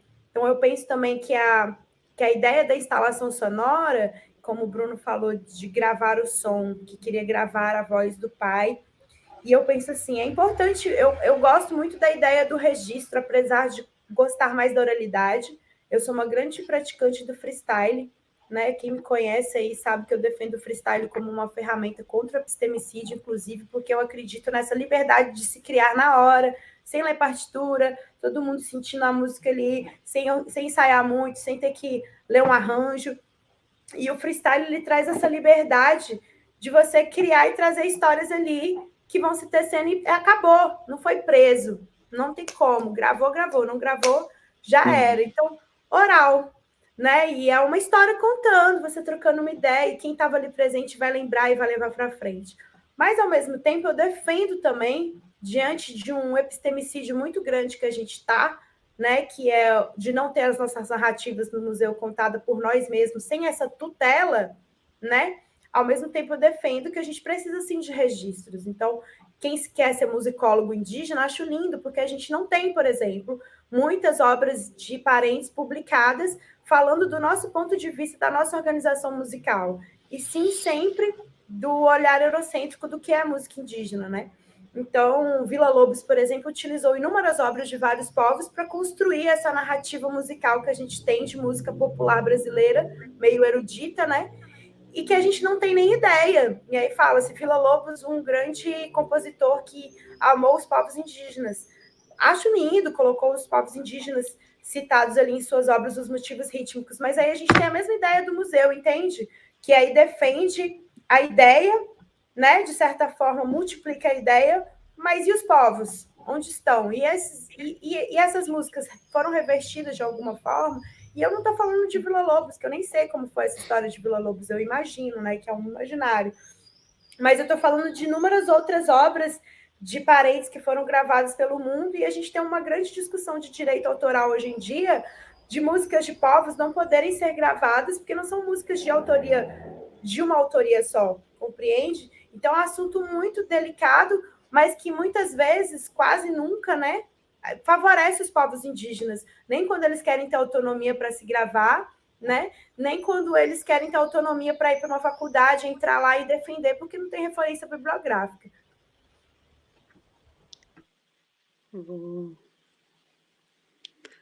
Vou pegar a bola. Pegar essa bola. Pô, é sempre um prazer ouvir Brisa. Brisa Flow! Isso que é freestyle.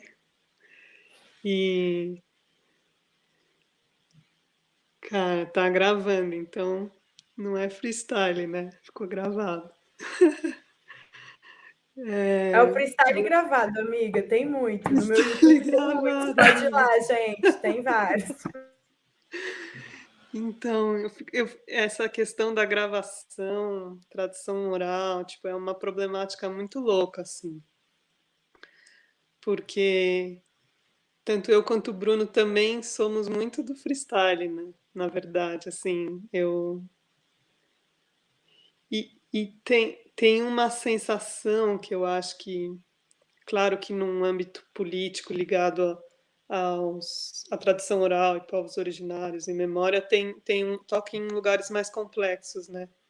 Mas quando você está criando ou musicando ou quase que vivendo, assim, né? A gente que vive criando e tocando e fazendo som, teve inúmeros momentos da minha vida que eu provavelmente não gravei coisas incríveis.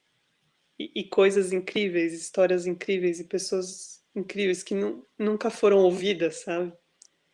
E esses sons que ecoam no universo mesmo, assim. E o quanto que essa reprodutibilidade técnica, que é uma puta noia, né? É uma baita noia nossa também, é uma noia humana de, tipo, registrar tudo e ficar criando esse feed infinito, velho. É um feed infinito da vida. E tipo, gigas e gigabytes e megabytes e bytes, bytes de informação e áudio, tipo aí, sabe? O que é isso também, assim? O que é esse gesto, né? Quase que obsessivo de gravar, assim. E aí ligado à autoria, né, que é mais uma outra grande problemática, assim, né, de você chamar algo de seu, assim. Tipo, de onde vem isso mesmo, assim? E essa pluralidade de autorias que vem da tradição oral. Enfim, daria para ir longe, assim, né? Mas eu acho que é uma problemática, uma complexidade que acho que o espaço do Museu Imaginário realmente provoca isso, sabe? E eu acho que tem mesmo esse lugar das vozes e gravar esse lugar da antropofonia, mas é problemático também você gravar ambientes em extinção e espécies em extinção. O que também, tipo, como que a gente está distorcendo a ideia de preservação nisso, sabe, assim? E o quanto que as transformações não são algum tipo ou alguma semântica disso que a gente chama de natureza, sabe? O que é super, né, gera essa avalanche mesmo, é uma avalanche de problemáticas que eu acho que é paralela a essa dívida histórica também, que é uma puta avalanche, né? E são essas avalanches de destruição mesmo, assim. Enfim. Tem uma pergunta aqui que eu acho que emenda um pouco com isso que você está puxando, que é de Jansen Zoanon. Inclusive, salve Jansen. Jansen que é pesquisador de peixe lá da Amazônia, trabalha com os igarapés e rios por um tempo. Um tempo, digo 30 anos ou mais. E ele está dizendo aqui que quem já esteve na floresta sabe que silêncio é sinal de problema. E não mentiu. Na instalação, vocês exploram o contraste entre os sons da floresta com o silêncio ou com a degradação da diversidade sonora? Gente, é Jensen, né, o nome dele. Muito chique, amo. Merece um abraço, hein? Tá merecendo um abraço. Caramba, cara, aí... Pô, mas aí a gente só tem 10 minutos para falar do silêncio. Aí precisa de... Enfim, porque é um tema tão profundo, né?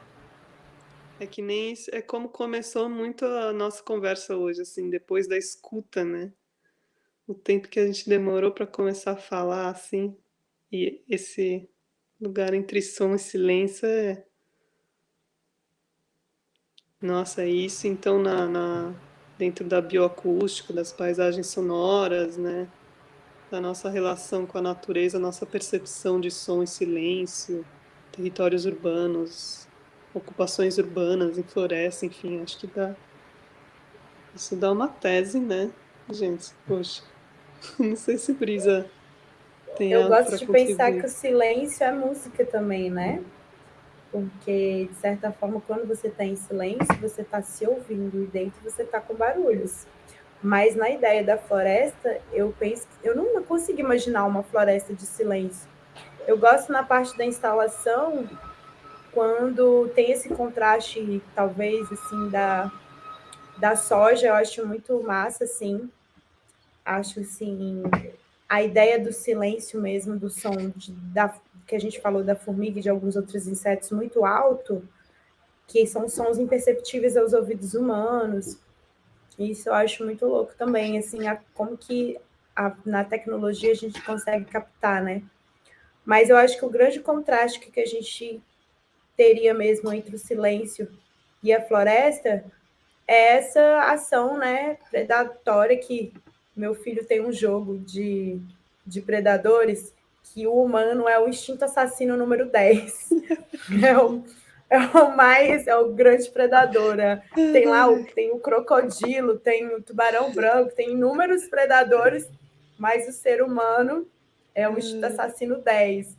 Então, eu acho que esse é o contraste, eu acho, que é a interferência, né, do que é o próprio território já coexistindo, né? Eu não consigo imaginar uma floresta com silêncio. Isso deve ser muito triste, realmente é um sinal de que algo vai muito errado, né? É muito louco isso que ele fala, com o silêncio há problema, né? Que se for pensar, né, a Amazônia como um bioma que tem maior diversidade, né, de vida, e a gente, enquanto ser humano, não sabe lidar com diversidade, acho que em vários sentidos, né, acho que não só no sistema, na ideia ecológica de ser, é que alguma coisa está muito errada, né, porque quando você vai numa zona de fronteira entre, né, plantações e floresta, você vê o tamanho do problema ali, né, você fala assim, um som de deserto e um som de vida, quando você escuta muitas outras vozes aqui. E eu acho que, puta, esse é uma das primeiras lições que eu tive lá em trabalho era mostrar que diversidade é a maior demonstração que a floresta pode nos ensinar, que é a nossa harmonia entre seres, assim, de vida, assim, né? Se a gente não respeita a diversidade, a gente vai se matar, entendeu? Eu acho que só para complementar, porque a gente também perguntou, né, de como que a gente aborda isso poeticamente nas experiências que a gente cria no museu.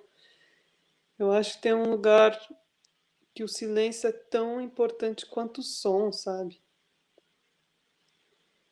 Isso tipo, quando você está compondo, ou escrevendo, ou falando. E esse lugar do equilíbrio, né? E um equilíbrio que ele não é estático, é um equilíbrio meio dinâmico, assim. E eu não lembro o nome dele, mas um cara que trampa com som, terapias sonoras, que fala que na terapia de som, assim, tem todas umas técnicas de som ali para você criar mesmo um ambiente, mas a cura acontece no silêncio. Então também eu acho que silêncio é problema.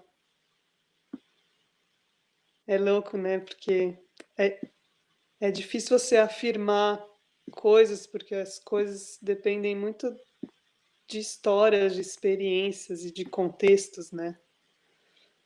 Porque o silêncio, ele é essa tela branca, assim, ele é polissêmico, né? Acho que é tão complexo quanto a biodiversidade da Amazônia, sabe? Assim, e ao mesmo tempo é tão simples, né? E é meio clichê falar disso do silêncio, né? É tão complexo, então assim, mas é nessa profundidade que essa questão toca, sabe? Assim, tipo, não sei se vocês já tiveram, tipo, conversas profundas onde não se falou nada. É real, gente. Amo. Eu amo. Super. Eu gosto do silêncio. É muito louco, eu gosto do silêncio, de eu fazer o silêncio quando eu vou na cachoeira, de ficar horas ali, só vendo o movimento da água. Isso são silêncios que eu acho que isso que a gente está falando, né? Do predador na floresta. Na verdade, a gente deveria fazer silêncio de várias formas dentro dessa grande orquestra que é a floresta, né? Mas que infelizmente a gente está aí com a motosserra, ó. Né? Silenciando, né? Poético! Olha isso, amei!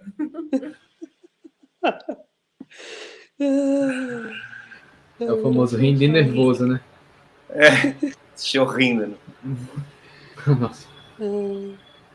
Gente, mas É louco infelizmente, eu também. sinto muito por ter que dar a chamada para silenciar a gente, mas é porque a gente tem que começar a fazer a nossa saída aqui, porque a programação continua.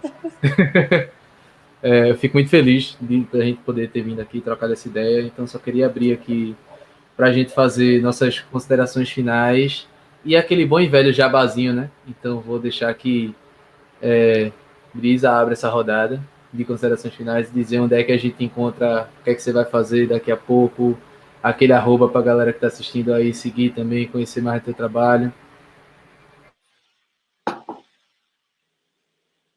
Gente, muito obrigada, Charlton Maia. Agradeço muito o convite, foi muito bom. Vou ficar pensando aqui várias coisas. Live boa é assim, é quando a gente sai e no silêncio reverbera, como diz o musicoterapeuta aí, seu amigo Luiz. Eu acreditei muito agora.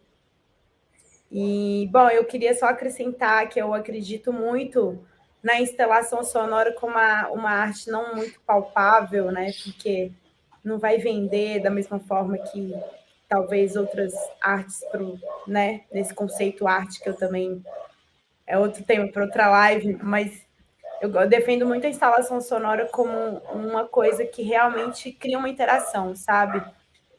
E acredito que a gente precisa mais no Brasil, principalmente nesse país que foi construído aí em cima de toda essa riqueza, a gente precisa ter mais instalação para justamente chegar para lá, né? E vir para cá e chegar para outros lugares, o que é a pluralidade do espaço, do território que a gente vive, das identidades, das comunidades, né? E inclusive das florestas, que são muitas florestas, né? Então, que possa ter mais museus imaginários aí de som do que a gente vive aqui nesse lugar lindo, Abiyala. É isso, deixa um beijão aqui. Tamo junto. Que massa. Gente, eu queria falar um pouco que a gente está com esse museu imaginário, esse Mina, essa ideia doida aí que a gente teve, está em construção. Então, tipo, conversas como essa, oportunidades como essa, são algo muito importante para a gente nesse momento. E isso é muito rico, assim. Enfim, o mundo está cheio de problema mesmo, e é difícil, né, a gente dar conta das coisas, mas acho que são encontros como esse, assim, que dão um sopro na alma, né? Então, agradecer mesmo a oportunidade. Quem estiver aí no Rio, vai lá na instalação. A gente não acredita muito na ideia de museu, mas a gente segue construindo o museu, desconstruindo o museu, né? Acho que a ideia de museu imaginário é justamente para desconstruir esse museu que a gente não acredita.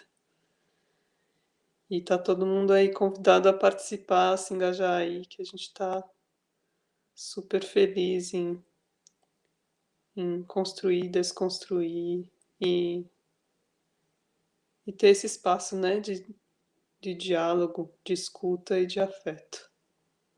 É isso. Brunão?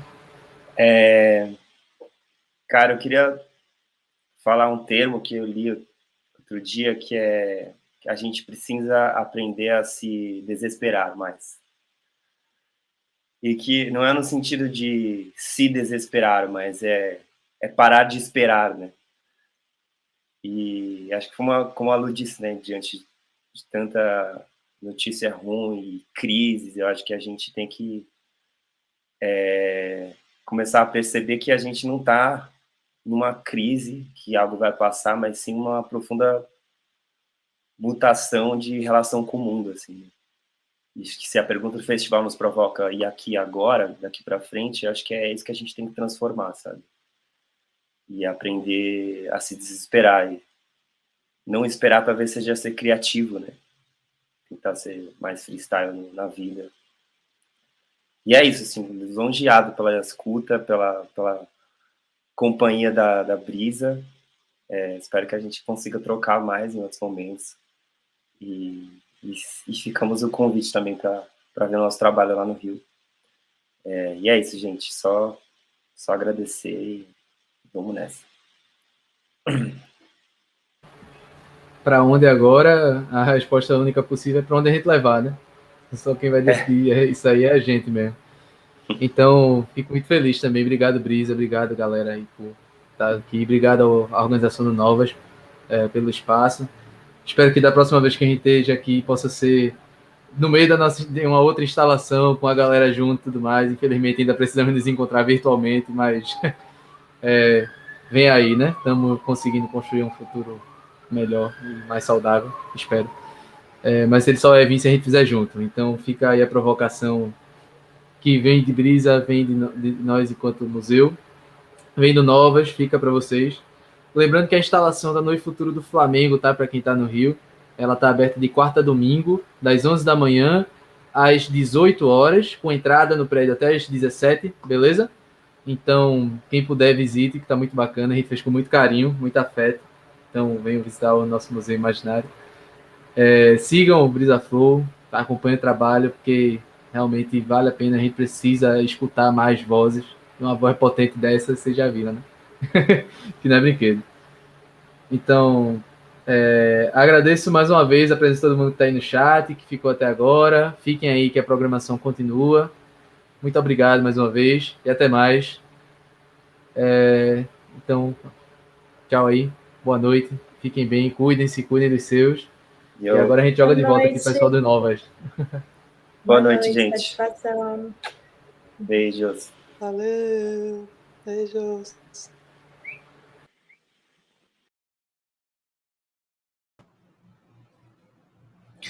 Opa, e aí, galera?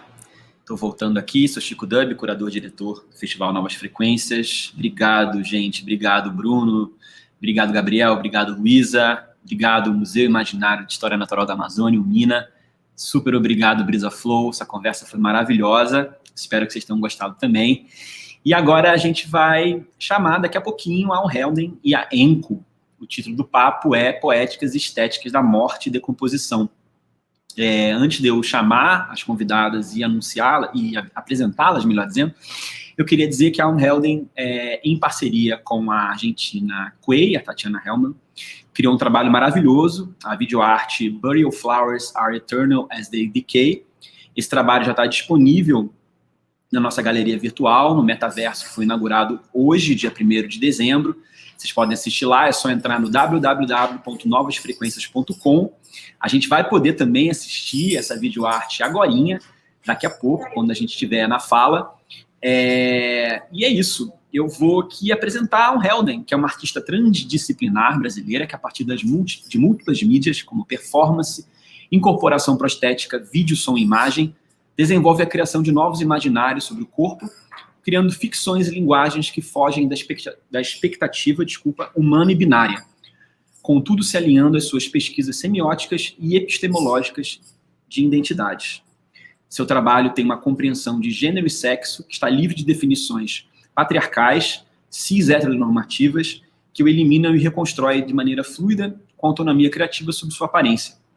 Inspirados em parte por sua mãe, e em vez de uma figura paterna, eles se reintegraram com uma figura materna presidindo seu próprio corpo. Utilizando próteses de látex, a artista faz e refaz seu próprio corpo, abrindo possibilidades para diferentes formas e essências.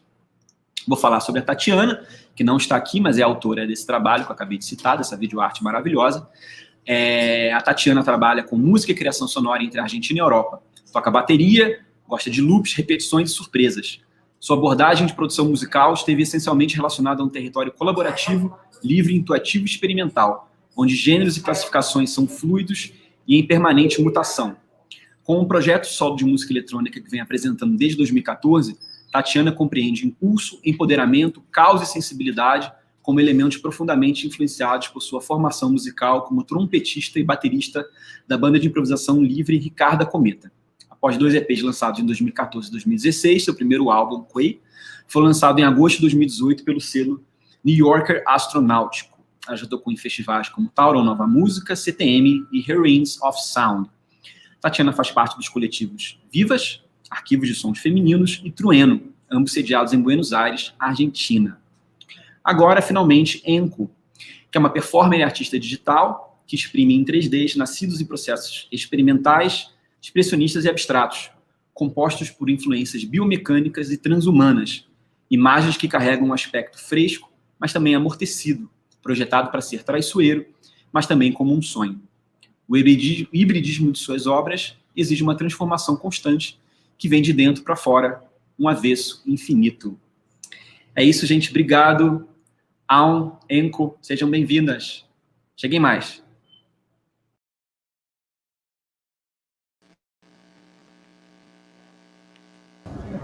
Olá, boa noite. Boa noite, não, boa tarde. Boa tarde, fico feliz com o convite. Sim, também muito, muito feliz pelo festival, pelo Chico ter me convidado junto com a Tati para a gente poder produzir esse filme que foi bastante importante para mim. Eu fiquei muito feliz com o resultado final. Estou muito feliz hoje de estar aqui ao lado da minha amiga Enco, para a gente bater um papo descontraído sobre todos esses temas que nos atravessam e que a gente compartilha em comum. Eu acho que primeiro eu posso falar um pouco sobre o filme, né, sobre esse trabalho, e aí acho que a gente pode dar início à nossa conversa, certo? Isso, certo. Flores cerimoniais são eternas enquanto se decompõem. Burial Flowers are eternal as decay. É um filme que eu produzi junto com a Tatiana, e ele parte de muitos lugares, muitos lugares, e principalmente pensando sobre o meu corpo agora e sobre questões posteriores e ambições posteriores e desejos posteriores. Mas eu lembro muito da pergunta que o Chico e que o festival me fez, que é: para onde vamos agora? Né? E essa pergunta, ela permeou muito a minha cabeça quando eu fui pensar no projeto, em pensar qual seria o lugar que eu gostaria de estar agora, para onde eu iria agora. E aí, pensando nessa resposta, eu justamente foi difícil para mim achar uma resposta, porque criar uma incisão de um lugar para onde eu desejo estar agora me leva para um lugar da minha crença, da minha descrença do destino, porque eu acho que justamente o interessante nessa caminhada de onde nós estamos indo agora é esse lugar do desvio, dos acidentes e de todos os atravessamentos que a gente pode se propor e experienciar a partir de ter uma trajetória, de ter uma ambição de caminho futuro, sem a crença em carregar um destino, né? Porque eu acho que isso também se relaciona com a queda de pensar, de pensar e de relacionar e se agarrar a estruturas dentro da construção da sua vida, né? Isso tem muito a ver também com o filme, porque o filme Flores Cerimoniais, ele é muito sobre... Ele é um processo, um velório, um processo cerimonial do meu corpo, e o que provoca a morte como um fim, como um ponto final, é a estrutura que tem um fim, né? Quando a gente pensa na morte como um ponto de partida que tem fim, é porque a gente está se adequando e se pensando e se agarrando às estruturas que provocam finais, né? Então, tá rolando mau contato no microfone? Não que eu tenha Não? percebido. Eu tô ouvindo um chiadinho. Agora tá melhor. Vou tirar o microfone. Tá melhor agora? Sim, tá. Pra mim tá a mesma coisa. Ó, os acidentes da vida que eu falei aí, ó. Sim, a gente abraça eles. Isso. Então, e aí, esse trabalho, ele fala muito sobre é um processo cerimonial do meu corpo, justamente onde eu me afasto desse lugar da morte como ponto final. E aí, relacionando também toda a questão da minha percepção da minha identidade como travesti, da minha travestilidade, que é o esplendor para mim de ser uma travesti, é justamente a capacidade e o poder da escolha de vivenciar e experienciar várias mortes em vida, destruindo e questionando essa trajetória de morte como ponto final e sim morte como um ponto de partida de transfiguração, né? Um ponto de partida de metamorfose, né? Então, adotar a morte como um esplendor de se transfigurar, ao invés de adotar ela como um ponto final, para mim está justamente em quebrar esse lugar de estrutura falida, de fim e de destino, e de estrutura binária de entender o corpo e a vida como uma linha reta. Então, para onde eu vou agora não está nessa linha obediente, costurada obedientemente, e sim nessa linha torta, né? Nessa linha cheia de desvios e possibilidades de experimentações. E esse filme, ele também ele está num lugar de acho que não só ele foi feito para as pessoas assistirem, mas eu vendo ele também está num lugar de me lembrar de muitas coisas, sabe? Quando eu assisto ele, eu fiz ele para lembrar a mim mesma que eu estou viva, lembrar a mim mesma que sendo uma travesti, eu tenho essa possibilidade de morrer em vida e me transfigurar e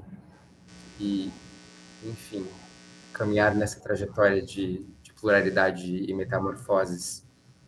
E eu fiquei muito, muito, muito feliz com o resultado. E aí eu acho que a partir dessa introdução sobre o filme, a gente pode começar com um bate-papo com a Inco.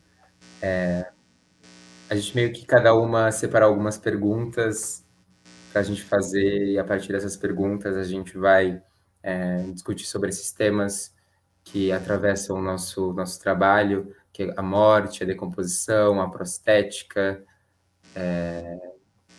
que são esses pilares de todo esse lugar de aceitar a vida como um lugar de transfiguração, né? Sim. Eu acho que a mutação, ela tá intrínseca, assim, nesse lugar de aceitação. Não só a aceitação, como aprimorar, né, a própria vida e o próprio significado de ser humano. E aí eu preparei as perguntas, né, umas perguntinhas pra gente fazer essa troca. A primeira é assim...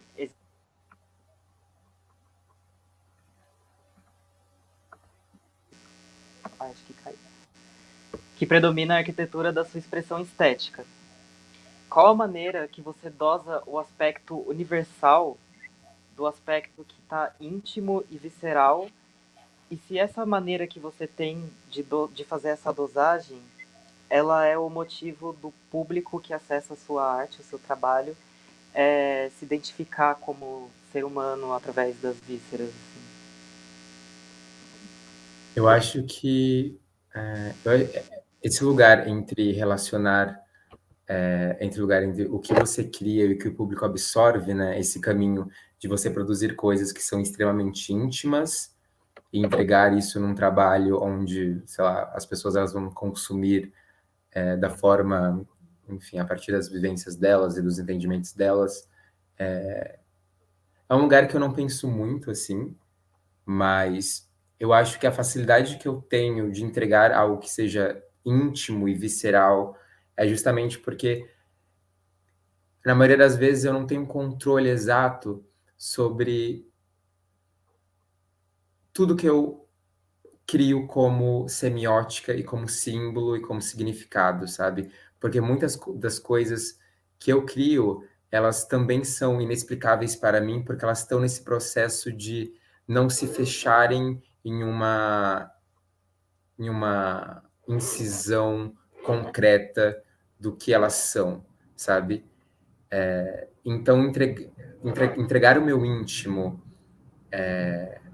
a partir desse lugar dele também ser inexplicável para mim, é muito mais fácil do que eu entregar alguma coisa que seja uma verdade, sabe? É como se eu estivesse entregando para as pessoas que acessam o meu trabalho um mistério que é tanto para mim quanto para as pessoas. Então, essa caminhada de produzir e performar ou apresentar um vídeo ou uma imagem, para mim fica muito mais fácil, de certa forma, fácil entre aspas, né, mas muito mais suscetível a não pensar muito e a não questionar muito, justamente porque é um lugar de mão dupla. Eu acho que é uma caminhada de experienciação eterna, sabe? Porque quando eu finalizo um trabalho, ele ainda é um mistério para mim, porque ele ainda me proporciona o tempo, cada vez que eu assisto ele, novas visões, eu crio novas relações com ele o tempo todo, e acredito que para as pessoas também, né? Então, sempre quando eu entrego um trabalho, ele é um trabalho que ele não, como eu falei no começo, ele não está carregado de um destino, ele não está concretizado nunca, sabe? Então, isso faz com que esse processo de entregar um trabalho meu, com o público assistir, com a reação e com como que é a palavra que você utilizou? A identificação, né? É um processo eterno, porque é um mistério tanto para mim quanto para as pessoas que estão acessando. Que eu acho que isso é bonito, né? De você ser artista, acho que se você se consolida muito no controle do que você está entregando, de como as pessoas vão absorver aquilo, você perde totalmente a sensibilidade de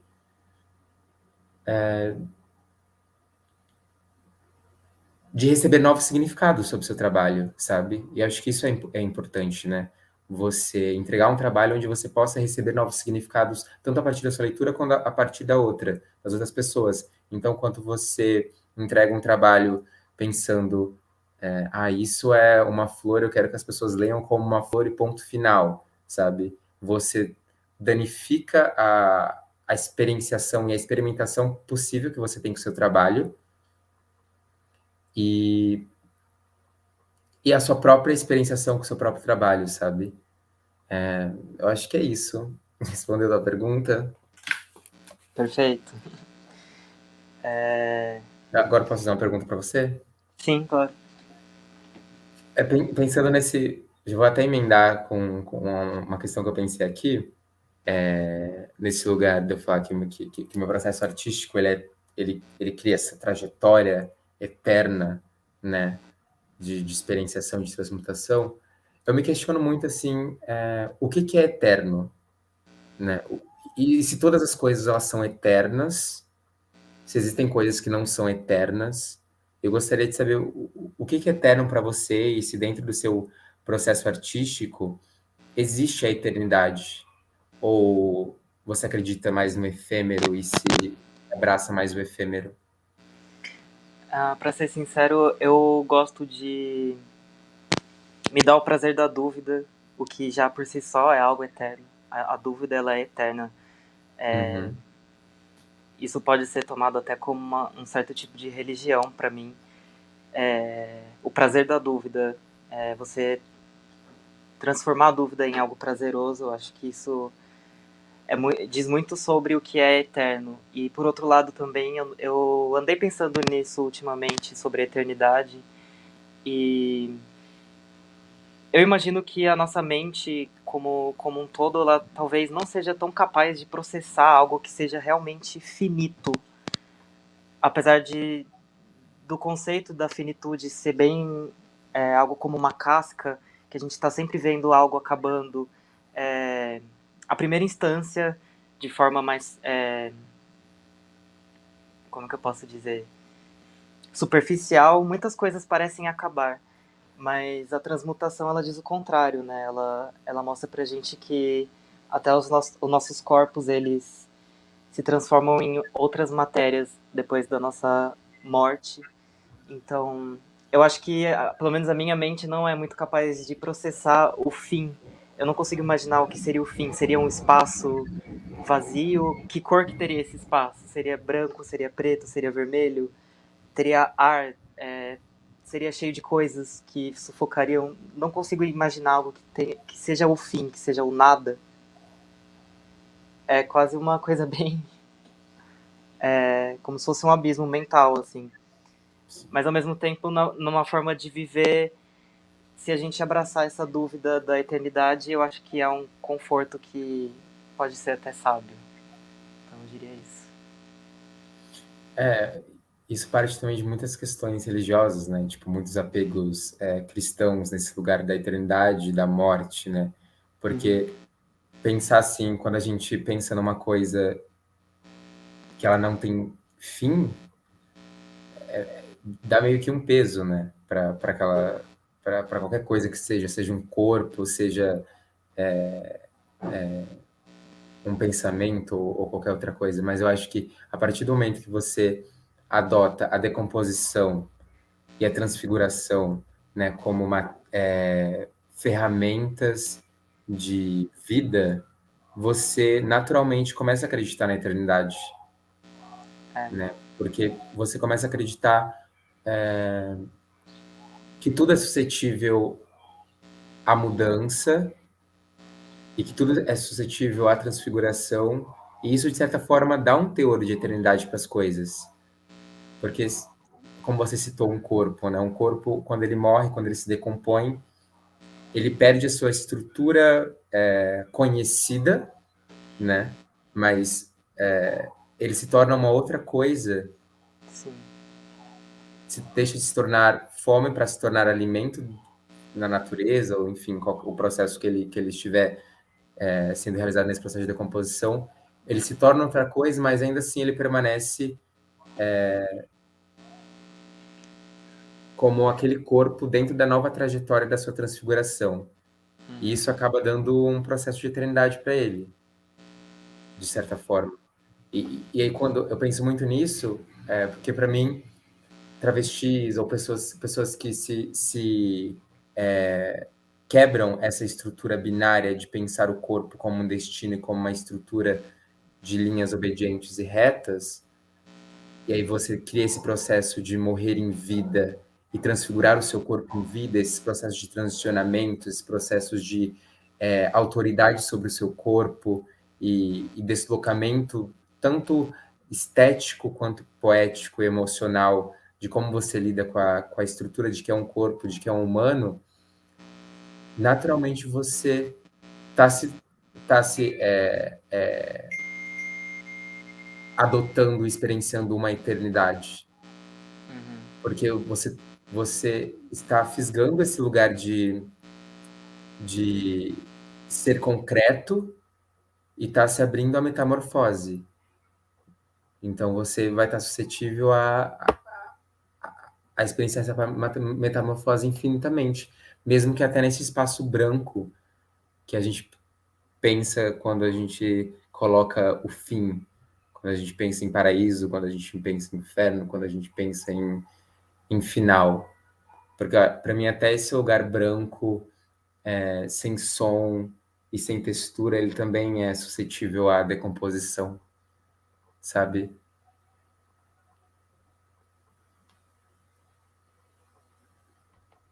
Então, saiu. Acho que a Enco caiu. Deixa eu mandar uma mensagem aqui.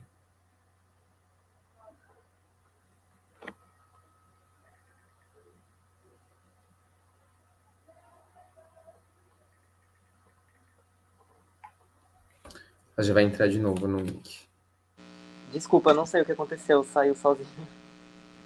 Não, tranquilo. Mas é isso. A eternidade, ela é... Acho que ela está nesse lugar suscetível a partir do momento que você é dado a decomposição como um processo de vida, você naturalmente começa a acreditar na eternidade. Apesar dela ser um peso também. Acho que a eternidade só é um peso quando você acredita nas coisas.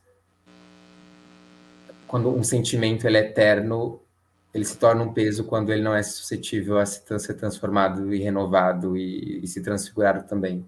Quando ele se perpetua, né? Quando ele tá, eu acho. Cria esse peso.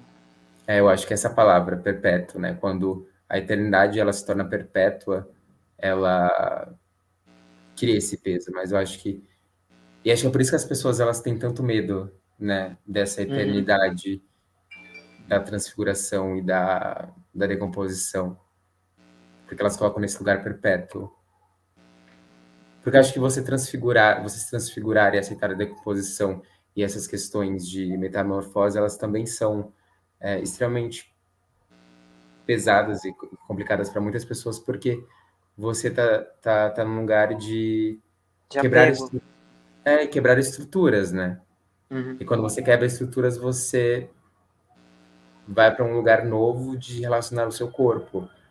Assim, quando você transiciona, quando você está num lugar de transicionamento, você reaprende a lidar com o seu corpo, você se decompõe e se adapta à eternidade dentro de um mundo que talvez não esteja em decomposição, sabe? Que talvez esteja fincado numa estrutura e que... Tá tentando sempre estar em composição, mas é algo muito exato, está em composição ao invés de decomposição. Então aí você fica criando nesse atrito de estar nessa impermanência de criar e lidar com o seu corpo, com o mundo que está numa grande permanência, num grande concreto de lidar com a sua existência. Então, é bem difícil. Esse filme também ele está muito nesse lugar de lembrar das possibilidades que podem ser criadas e formas de existir de forma plural, sendo um corpo, sendo uma humana. Uma lembrança em vida, porque a partir do momento que é tematizado como um velório, né, uma cerimônia, a lembrança ela seria o que viria depois desse corpo, dessa pessoa que veio a falecer. E essa lembrança também é em vida, no contexto do seu vídeo, né? Sim. Uma coisa, não sei se eu comentei isso, né, mas no filme eu escolhi alguns objetos para trabalhar, como as flores e como o caixão e todos esses objetos, esses símbolos, né, essas semióticas funerárias, porque quando a gente pensa num velório, num processo cerimonial, a gente, principalmente aqui no Ocidente, a gente tem essa cultura, né, de trazer esses objetos como uma forma de continuar uma comunicação com as coisas que estão com aquele corpo que tecnicamente morreu, né? Então aquele corpo ele está morto, mas eu ainda quero permanecer uma comunicação com ele. Então eu vou criar uma cerimônia funerária onde as minhas flores, onde todos os meus presentes e todos os objetos que representam esse lugar de afeto, eles vão ser a minha comunicação posterior a alguma coisa que morreu. E aí, nesse filme, eu trabalho com esses objetos dentro de mim, a partir da criação das próteses de látex, onde as flores elas estão fossilizadas no meu corpo, como uma tentativa dessa comunicação que eu preciso ter, preciso me lembrar, mas em vida, sabe, comigo mesma, foi muito bom você citar isso, porque isso é uma parte bastante importante do processo de criação do filme. Quer fazer mais alguma pergunta ou faço? Pode fazer. Quando a gente estava falando sobre esse lugar que você me perguntou sobre a relação entre o público e o meu trabalho, né? Tipo, entre apresentar o íntimo e entregar para o público, para as pessoas que vão assistir, as pessoas que vão consumir, enfim, o outro, o seu trabalho que é tão íntimo. Eu falei sobre esse lugar de que eu consigo fazer essa entrega porque as coisas elas ainda são misteriosas para mim e são inexplicáveis, né? E eu queria saber como que você lida no seu trabalho com essas coisas que são inexplicáveis. Quando você está produzindo alguma coisa e você vê aquela materialidade, aquele erro, aquele traço, e você não consegue explicar, você não consegue dar significado para aquilo, porque ele é um mistério também para você. E quando uma pessoa pergunta o que aquilo significa e você talvez não tenha resposta, o que esse atrito no seu processo artístico ele provoca em você? O que o inexplicável dentro do seu trabalho te provoca e se ele existe ou não?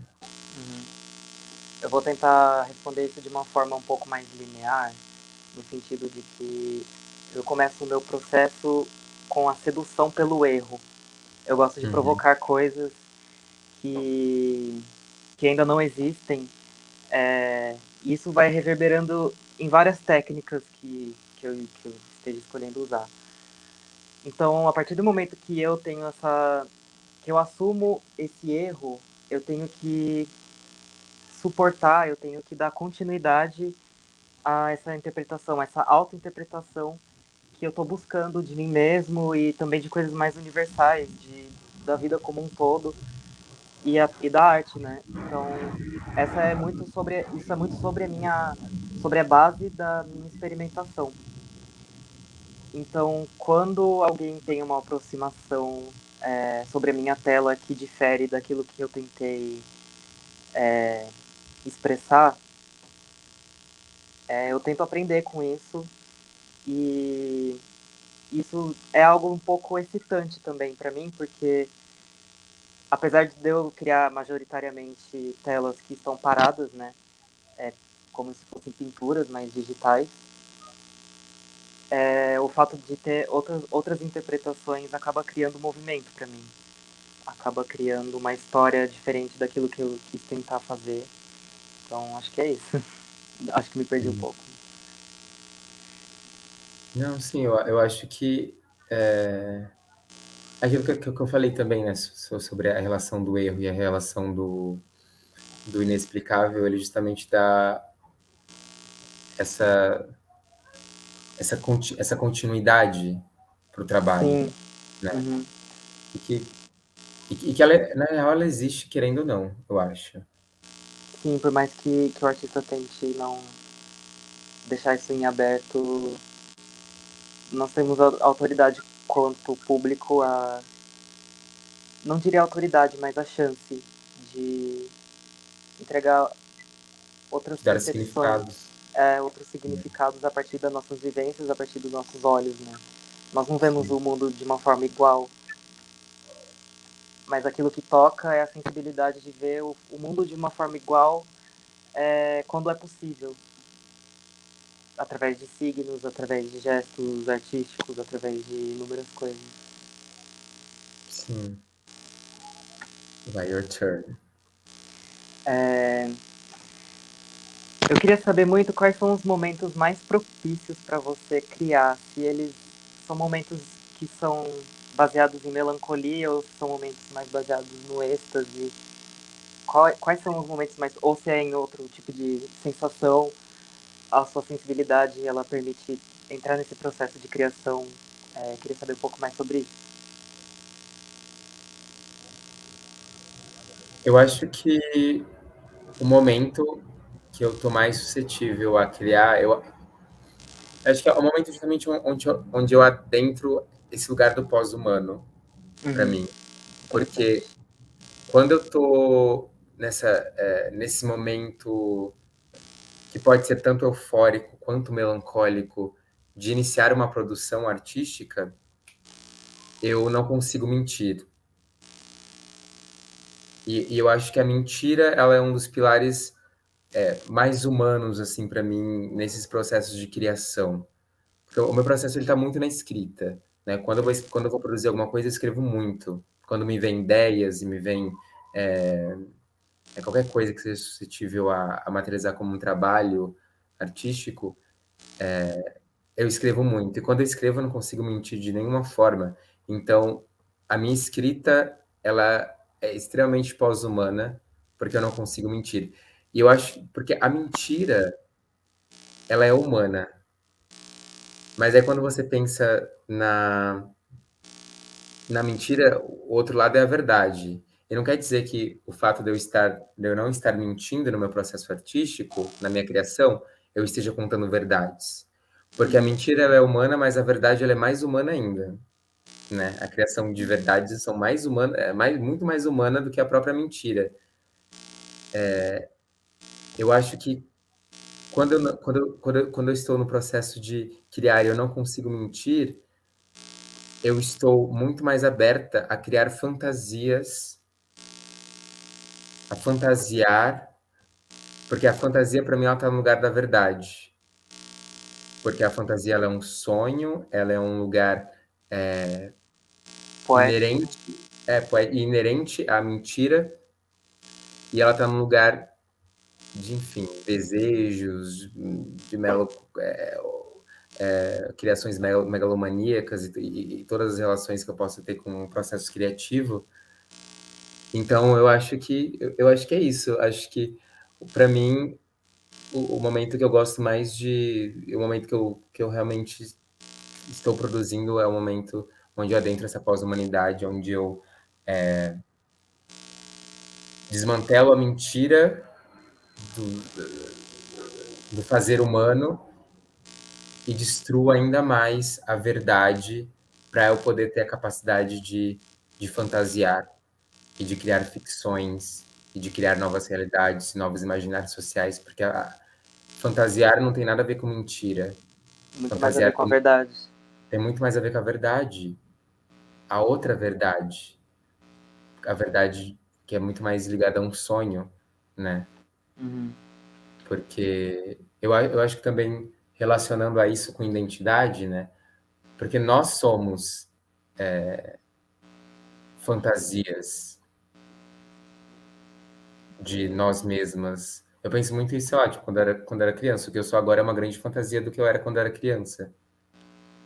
Talvez quando eu era criança, ou quando eu era pré-adolescente, e ainda tinha incisões da minha própria liberdade com a manutenção do meu corpo e com a minha existência, eu estava adepta à humanidade justamente por eu estar vivendo em mentiras sobre o pensamento do meu corpo, mas os momentos que eu conseguia desmantelar a mentira daquilo que eu estava vivendo como corpo, era o momento que eu conseguia fantasiar a verdade que eu me sentiria bem no futuro.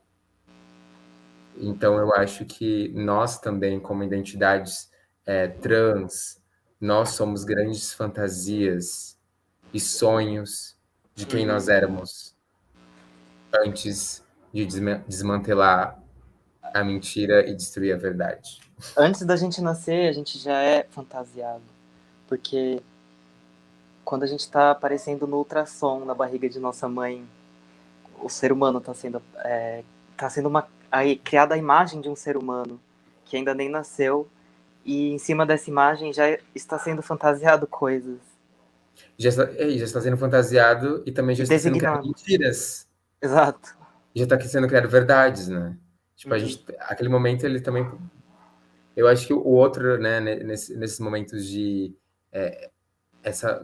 o Preciado, ele fala muito sobre isso, esse momento de nascimento como essa mesa operatória de criação de identidade, quando a gente decide o que é menino ou é menina, né? Sim. Tá muito nesse lugar de criar mentiras e adotar verdades sobre aquele corpo que você não vai ter controle, sabe? Sobre o que ele é. E o lugar do artista tá muito nessa nessa questão do peso que a imagem carrega, porque o que é o vetor para essa designação? É a imagem do ultrassom, é a morfologia de um órgão sexual, que é o vetor para toda essa corrente. Sim. Você acha que no seu trabalho você, nas vezes que for abordado a morfologia de órgãos sexuais ou vísceras, você acha que dá para fazer um paralelo com isso?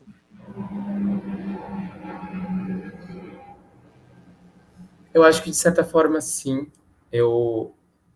Os meus primeiros trabalhos, eu trabalhava bastante com esse lugar.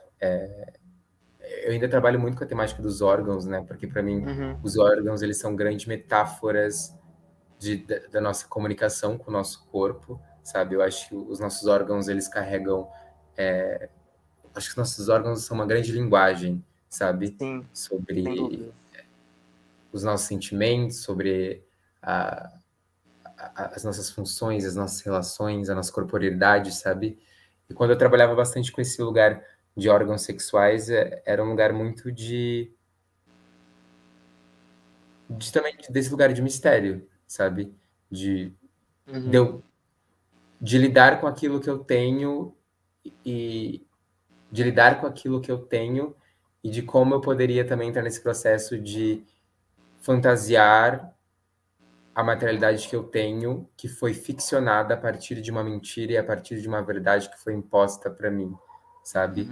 Como eu poderia fantasiar um pênis, uma genitália, que já está totalmente amarrada e estruturada dentro de uma verdade e de uma mentira? Como eu poderia fantasiar isso, sabe?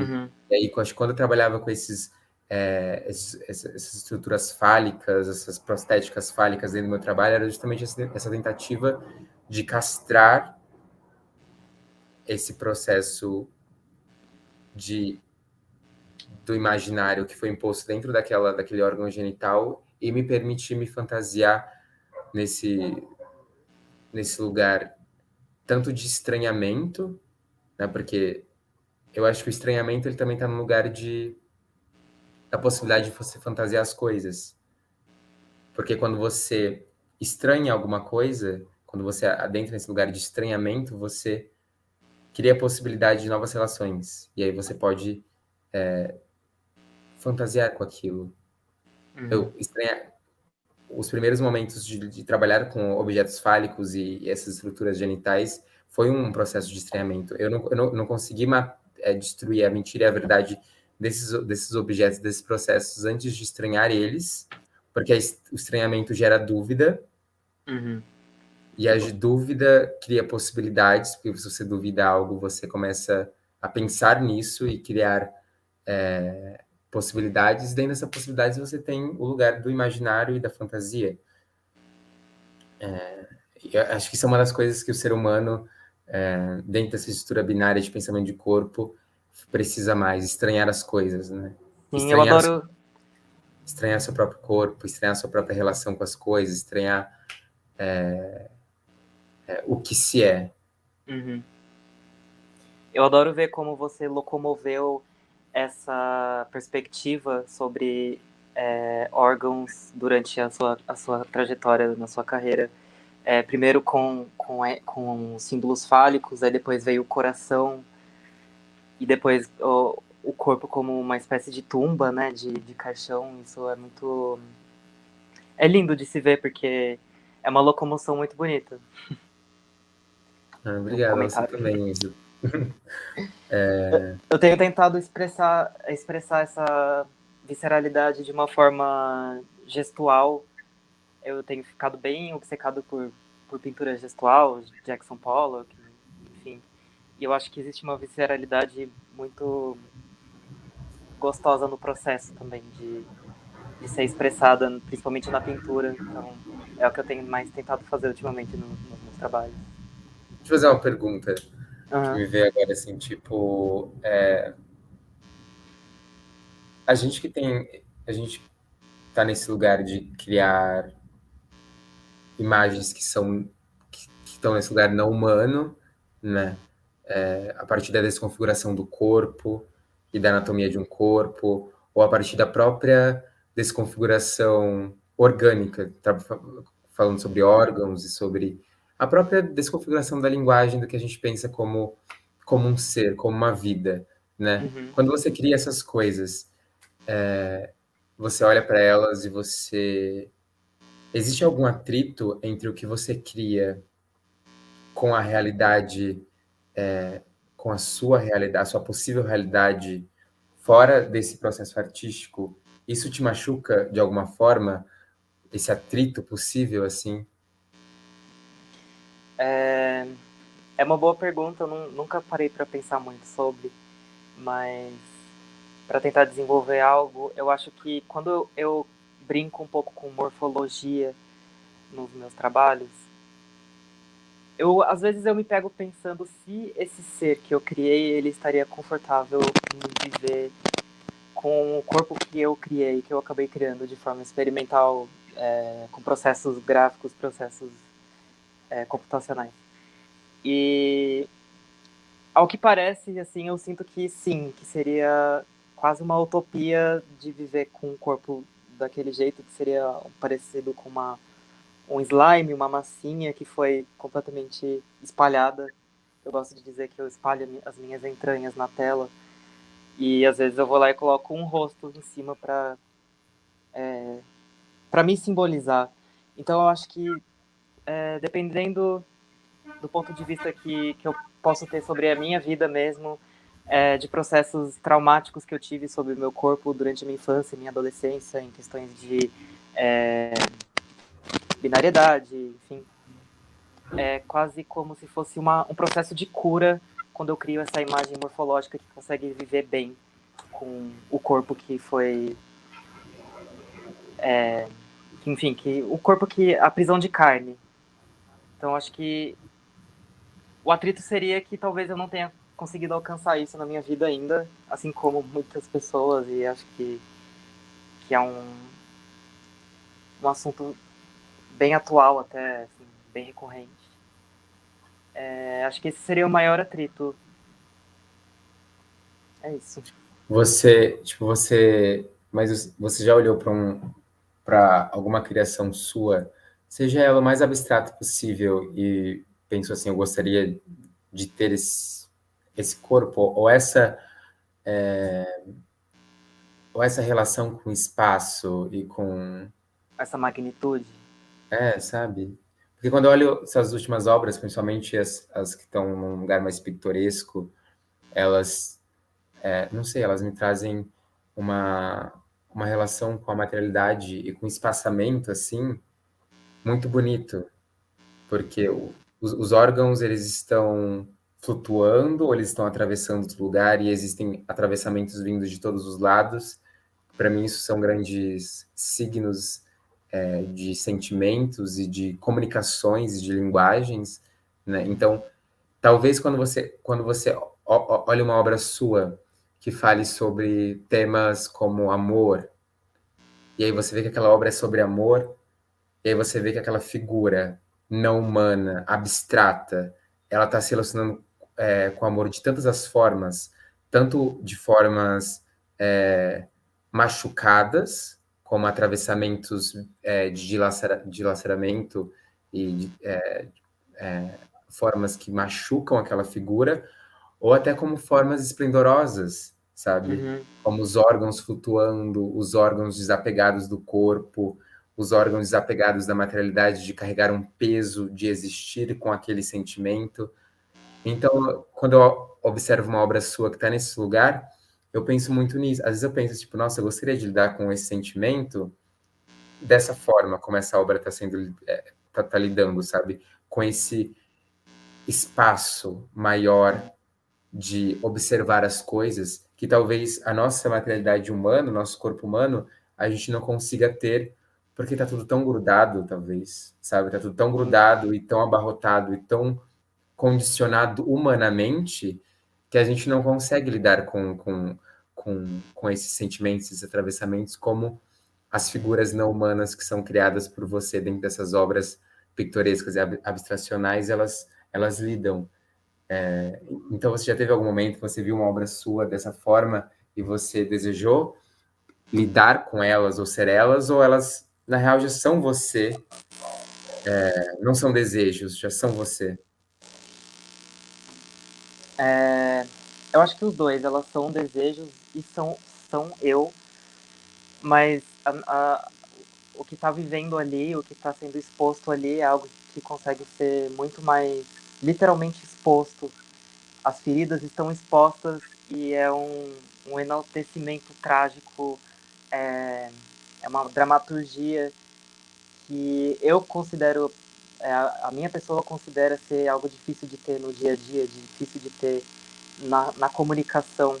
Então, sendo a arte a minha principal forma de me comunicar, para mim é um elemento principal eu estar expondo essas feridas e, ao mesmo tempo, brincar um pouco com a questão dessa dicotomia dos órgãos estarem flutuando, dessas máculas estarem flutuando, para ter aquele toque de leveza e talvez um objetivo assim mais subjetivo, um objetivo subjetivo, essa frase foi ótima, seja demonstrar essas feridas de forma leve, de forma colorida e de forma quase sarcástica, nessa questão pitoresca. Eu gosto muito de me inspirar em cores que estão em parquinhos infantis e essa coisa de mundo colorido, Teletubbies, e colocar isso num contexto mais dark, assim, um contexto mais obscuro. Esse contraste, ele também é algo que me enaltece. Então é um grande enaltecimento, assim, das minhas dores. Eu acho que é uma forma de respirar, uma forma de viver, assim. Essa forma de me expressar. Se eu fico sem, eu não sei o que acontece. Sim. Eu acho que essa relação com as cores, né, e construir esse novo imaginário dentro de coisas que são criadas para serem, falando de um ponto de sinestesia, né, dessas coisas que são criadas para trazerem essa felicidade, essa sinestesia de felicidade, de colorido, e aí você transforma ela, traz uma outra tonalidade dentro da relação das suas poéticas, também é um grande lugar de fantasia. Sim, De fantasiar, dar novas tonalidades, novas pinceladas a essas simbologias. Tem mais perguntas?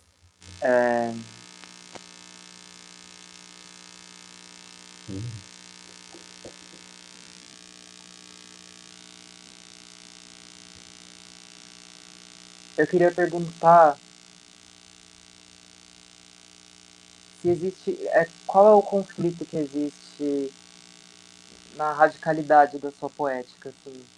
Porque, assim, pra mim, eu gosto de expressar o que é ambíguo, ressaltar os dois lados, o yin e o yang, ter pelo menos como objetivo pessoal e artístico esses contrastes. Existe algo no seu trabalho, na sua obra que acaba conflitando, assim? Por exemplo, você quer exprimir algo que você idealiza, mas ao mesmo tempo não é o que está saindo, algo do tipo? Houve momentos que isso aconteceu? Eu acho que sempre, assim, porque como a gente trabalhou muito, né, com coisas que estão nesse lugar do grotesco, eles sempre estão nesse lugar. O grotesco, ele sempre está nesse lugar do estranhamento direto e da sujeira, e desse lugar que está longe do sentimental, sabe? Dentro da visão, dentro de uma visão geral, dentro de uma visão, como posso dizer, romantizado, simplista do que é o grotesco, né? Então, para mim sempre foi bastante complicado, porque eu gosto agora, nos meus próximos trabalhos, eu não sei exatamente para onde eles vão ir, mas eu sempre gostei muito de criar obras que eram extremamente diretas, assim, dentro da sua abstração e dentro do seu, da sua multiplicidade do que está sendo construído como imagem, dos seus signos, das suas semióticas, mas eu sempre gostei muito de criar imagens que eu olhasse para elas e elas já me trouxessem alguma coisa, sabe? Que elas fossem diretas, incisivas, dentro da imensidão que ela proporciona. E o grotesco, ele me ajuda muito a trabalhar com isso, sabe?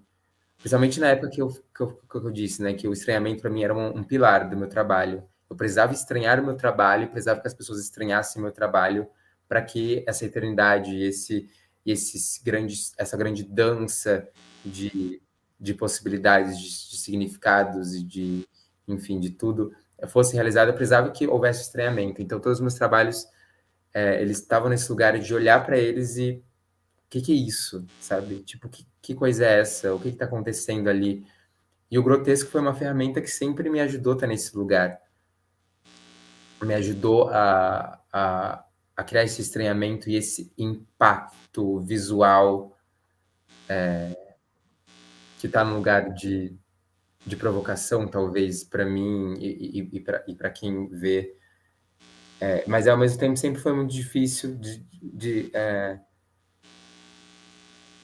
relacionar a percepção que existe dentro do grotesco com o emocional, sabe? Porque, para mim, o grotesco, ele é um dos lugares onde eu mais consigo expressar sentimentos que são E transitar, né? extremamente frágeis, sabe? Tipo, as minhas obras mais grotescas, mais sentimentalistas elas são, sabe? Elas falam sobre minha relação com o meu corpo, falam sobre sentimentos como o amor mesmo, sabe? Meu penúltimo trabalho foi literalmente a minha relação de como o amor, ele também construía minha identidade, sabe? Como o desejo, ele construía minha identidade. E porque quando a gente está nesse lugar de criar corpos e de criar novas estruturas de se afastar da humanidade, a gente acaba colocando esses sentimentos, como amor, por exemplo, num lugar extremamente humano, e como esse amor que é humano, ele se adapta a essa figura que está destruturalizada desse lugar humano, sabe? A gente rejeita o amor, esse corpo que a gente está criando, ele não é suscetível ao amor, que é humano, a gente reconfigura o amor, ou a gente, sei lá, o que a gente faz, sabe? A gente não pode ignorar. A gente não pode ignorar, sabe, esses sentimentos humanos, porque eles também são pilares da nossa relação com a gente mesmo e com os outros. Então, tipo, meu penúltimo trabalho foi literalmente sobre amor, sobre meu relacionamento e todas as questões que têm me afetado nessa epistemologia de sentir essas coisas. E foi a imagem extremamente grotesca, sabe? Tipo, é um coração de carne pulsando dentro do meu torso.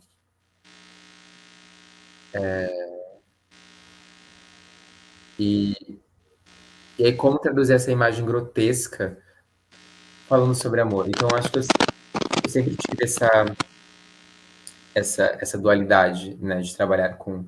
Mas, é claro, eu não acho que só o grotesco carregue o sentimento. Acho que existam... tipo, como, por exemplo, você falou sobre utilizar cores que trazem sentimentos de felicidade para falar sobre sentimentos densos, assim. Eu acho que tudo é suscetível. Eu acho que isso é importante de nós, artistas, também termos essa abertura a ver que todas as materialidades... Isso é muita experimentação, né? Que todas as materialidades, elas são suscetíveis a serem ferramentas de criação. E que a gente pode traduzir tudo em tudo, né? A gente pode... tudo é linguagem. Tudo é linguagem. Desde o nosso corpo a qualquer coisa que nos atravesse.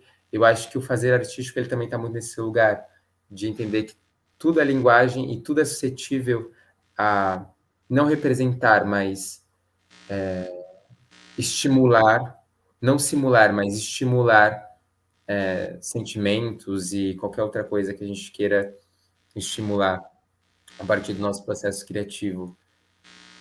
Mas isso é uma parada que eu tenho pensado agora, assim, porque o grotesco ele sempre foi a minha primeira válvula, principalmente assim nos meus primórdios artísticos, assim, o grotesco sempre foi o disforme, né? Esse lugar da dismorfia, sempre foi o primeiro lugar onde eu corria para poder falar sobre uma coisa que era extremamente íntima. Porque eu precisava estranhar aquele íntimo, eu precisava estranhar aquele sentimento para que eu pudesse falar sobre ele ou criar sobre ele. Mas agora eu estou dando essa abertura maior de, por exemplo, o Boreal Flower, esse filme, ele é extremamente calmo, ele não tem cenas que são muito fortes, assim, eles trazem uma lentidão que eu nunca tinha feito em nenhum trabalho. E ele fala sobre morte, sabe? Sobre essas questões. Então, são outros processos que eu tenho me aberto a entender que tudo é suscetível de tudo no processo criativo. Esse processo ele percorre um caminho de dentro para fora, né? Você gosta de falar bastante também. Sim. Eu acho que a call está sendo finalizada, o talk. Foi muito bom conversar contigo, trocar essas ideias sobre processos criativos, sobre sentimentos, sobre a relação que a gente tem com esses processos de vida e de experimentação. E eu acho que é isso, né? Eu acho que a gente tem que estar, sei lá, aberto a... Porque o nosso trabalho ele é muito relacionado com o nosso processo de vida também, né? Então, a gente experienciar essa experimentação, essa transmutação e essa metamorfose dentro do nosso processo artístico, ela nos guia muito dentro do nosso processo pessoal como vida.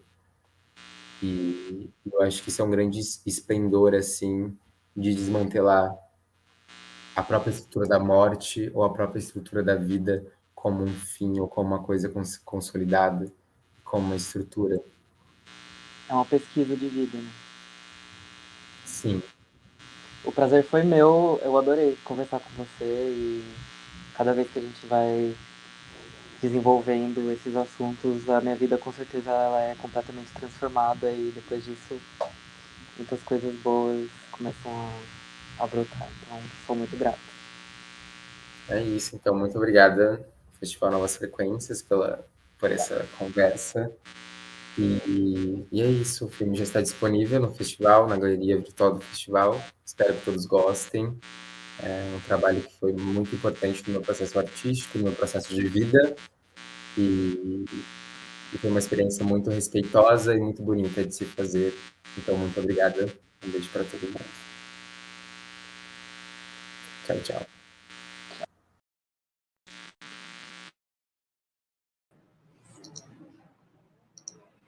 Olá, boa noite, sejam todos bem-vindos. Espero que estejam gostando do nosso seminário em parceria com o programa Amplify. Super obrigado ao Ienco pela conversa maravilhosa. É com alegria imensa, então, que anuncio o encerramento das atividades de hoje com Wanda Araújo. Yalorixá Wanda Araújo, ativista na luta antirracista, educadora e jornalista e coordenadora do Centro Cultural de Tradições Afro-Brasileiras Ilê Assé Eji Omin, que vai realizar uma fala sobre a questão central do Novas Frequências em 2021, que é para onde agora. Wanda vai refletir, então, sobre o processo de limpeza pela qual a Terra vem passando e como é preciso mudar a nossa relação com o capital e as práticas de consumo exacerbadas, que têm causado a devastação e poluição da natureza. E para o candomblé, a natureza é a Bíblia que guia a relação com o sagrado. Wanda, chega mais.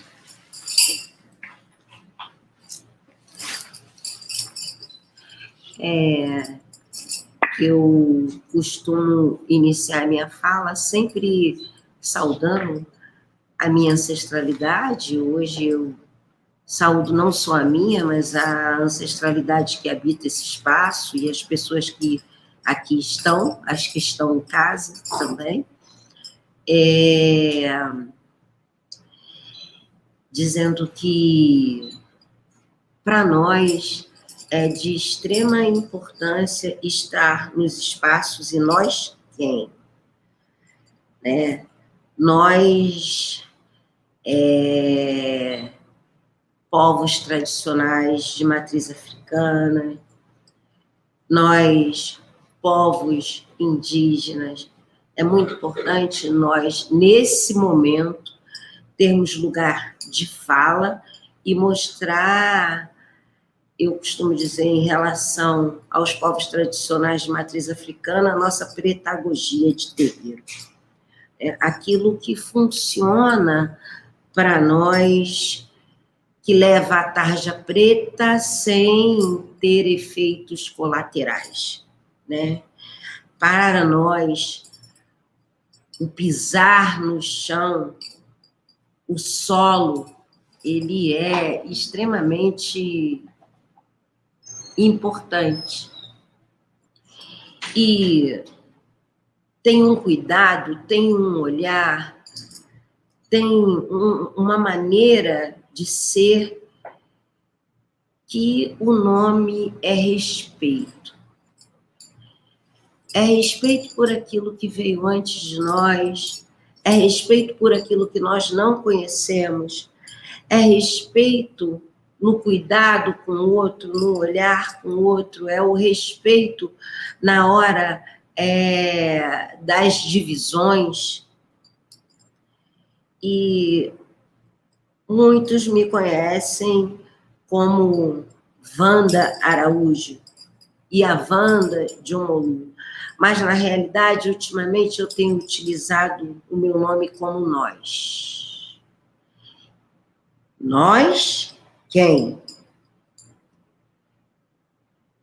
Nós que acreditamos num mundo onde a partilha ela vai fazer com que a gente entenda e haja de forma diferenciada. No mundo em que nós cuidamos desde o dedão do pé até o fio de cabelo. No mundo onde nós cuidamos da terra para nos alimentar. No mundo onde nós cuidamos da terra para que da terra saia bons fluidos, para que nós tenhamos uma respiração melhor. Porque hoje o que está acontecendo é assustador. E o que está acontecendo hoje já tinha sido avisado há muito tempo, há muitos anos, que a Terra vem sinalizando que nós precisamos mudar o formato, que nós precisamos ter uma atenção para com a natureza, terra e água. E hoje, após 2 anos, as janelas estão abertas. O mundo todo viu, o mundo todo está sentindo. E a Terra ainda continua se reclamando, porque o momento de pausa, ele não foi bem aproveitado. O momento de pausa não deu descanso à Terra, não deu descanso às pessoas. As pessoas, elas meteram o pé na porta com autorização de canetas pesadas, que não acreditam na força da natureza, que ainda é o que está segurando. Ainda está segurando, porque o que está acontecendo é que a Terra, ela está se movendo. Ela está se movendo. Ela está se movendo. Ela está se movendo e as pessoas estão começando a ter vários problemas aqui.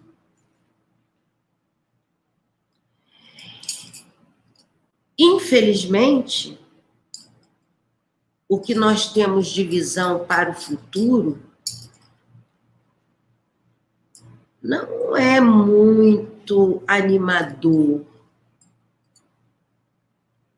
porque está faltando respeito, porque está faltando as pessoas entenderem o que é partilha, está faltando as pessoas entenderem o que é divisão, e, assim, eu falo das pessoas em maneira geral, porque nós temos um poder maior, que deveria ter um olhar diferenciado, e não tem. Então, hoje, o contato que nós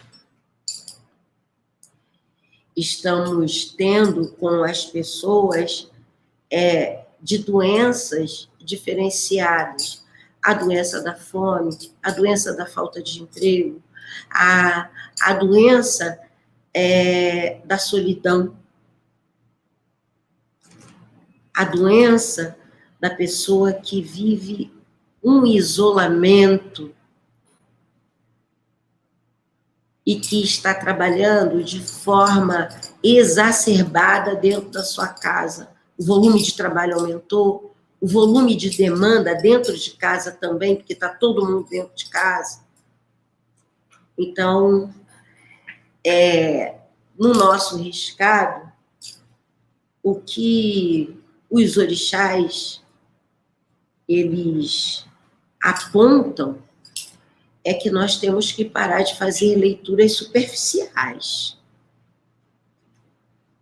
que nós temos que dar um mergulho e ter muita atenção para com o outro. Ter muita atenção para aqueles que estão do nosso lado. Que nós vamos precisar de muita força para colocar a bola no devido lugar. Não é possível que muitos tenham muito sofrimento, falta de emprego, falta de comida, e aqueles poucos que têm,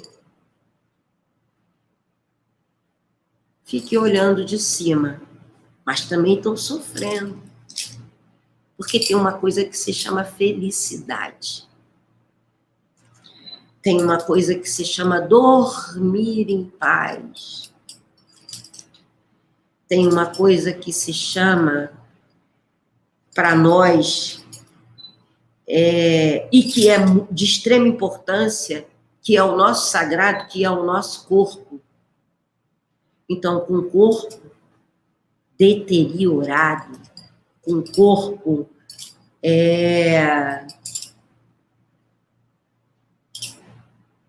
doente, não é que se vive bem. Como é que você vive bem sabendo que tem uma maioria precisando de apoio, precisando de assistência, precisando de condições sanitárias? Isso tudo a Terra está vendo. Isso tudo a Terra está sentindo. E não tem água para lavar isso tudo, não. Porque a água também está poluída. Então, para nós, é de extrema importância que se ganhe um entendimento de que tem que ter um olhar diferente, um fazer diferente, uma partilha diferente, que tem que ter uma calma. Então, assim, para os anos que aí vêm, ele é marcado por uma palavra chamada desafio. Desafio de fazer diferente. Desafio de pegar a rédea.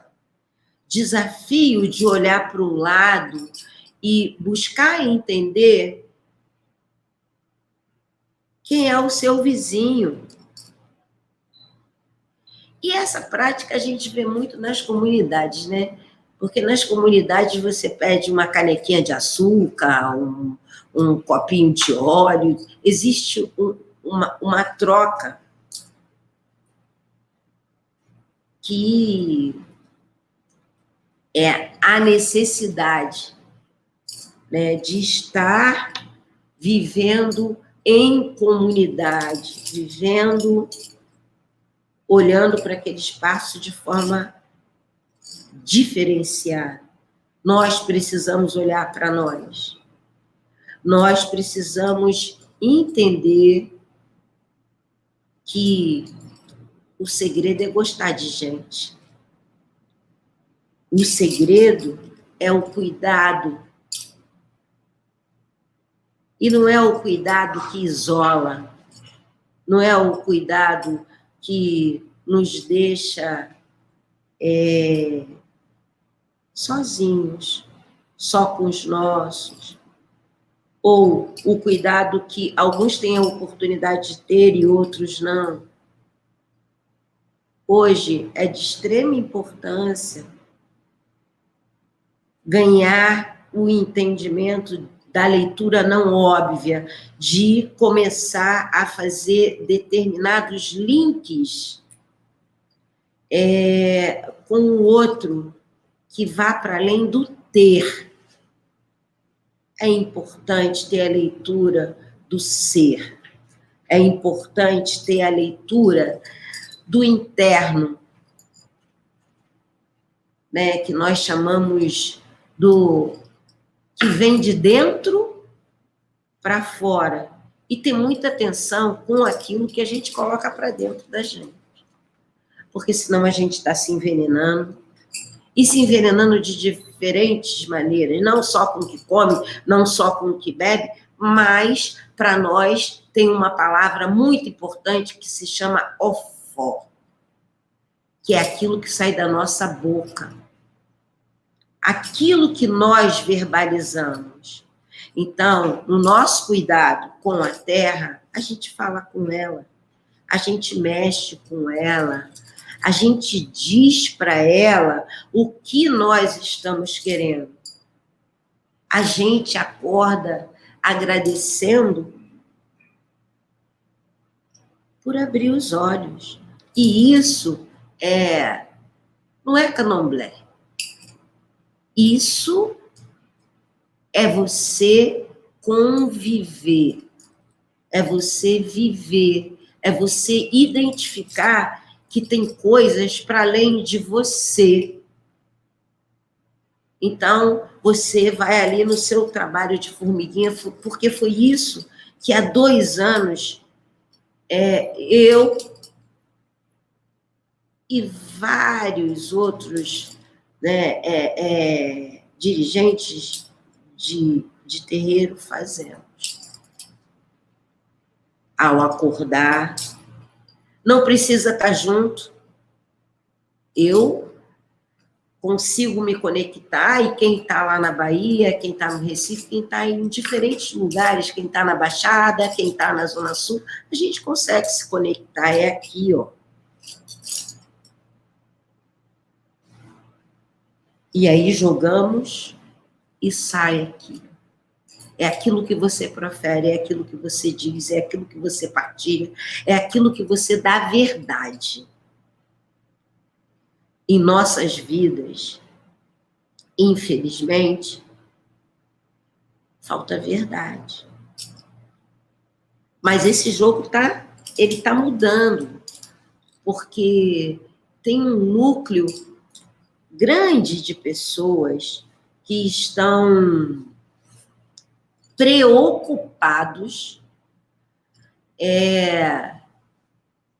com o futuro que está ali, com o que vem acontecendo de forma muito brusca, muito agressiva, muito violenta, né, com o silenciamento. Isso, para nós, das matrizes africanas, a gente já tinha esse legado do silenciamento, da demonização, mas com a pandemia escancarou e as pessoas estão se colocando mais. Mas ainda falta bastante. Mas vai chegar. Porque a roda da solidariedade, ela cada vez mais está forte, está sendo engrossada pela juventude, está sendo engrossada pelos movimentos sociais. Tem muita coisa criativa, nova, que está sendo aglutinada. Uns estão se juntando aos outros e mexendo com a terra. E para nós que trabalhamos com tambor, a gente costuma dizer que o tambor acorda. Então, se eu chego aqui nessa sala, se eu começo com o meu tambor, vai acordar a sala. Vai mexer com as paredes, vai mexer com o solo, vai mexer, porque a gente acredita dessa forma.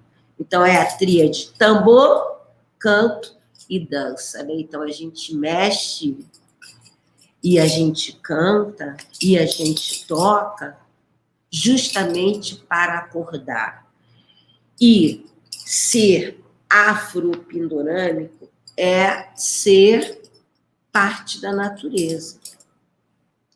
E a natureza, embora ela esteja muito mexida, a terra esteja muito mexida, mas ela se transforma, ela se acopla, ela se junta uma com a outra, um abacate com um pé, uma semente de maracujá, e daqui a pouco dá uma outra coisa, né?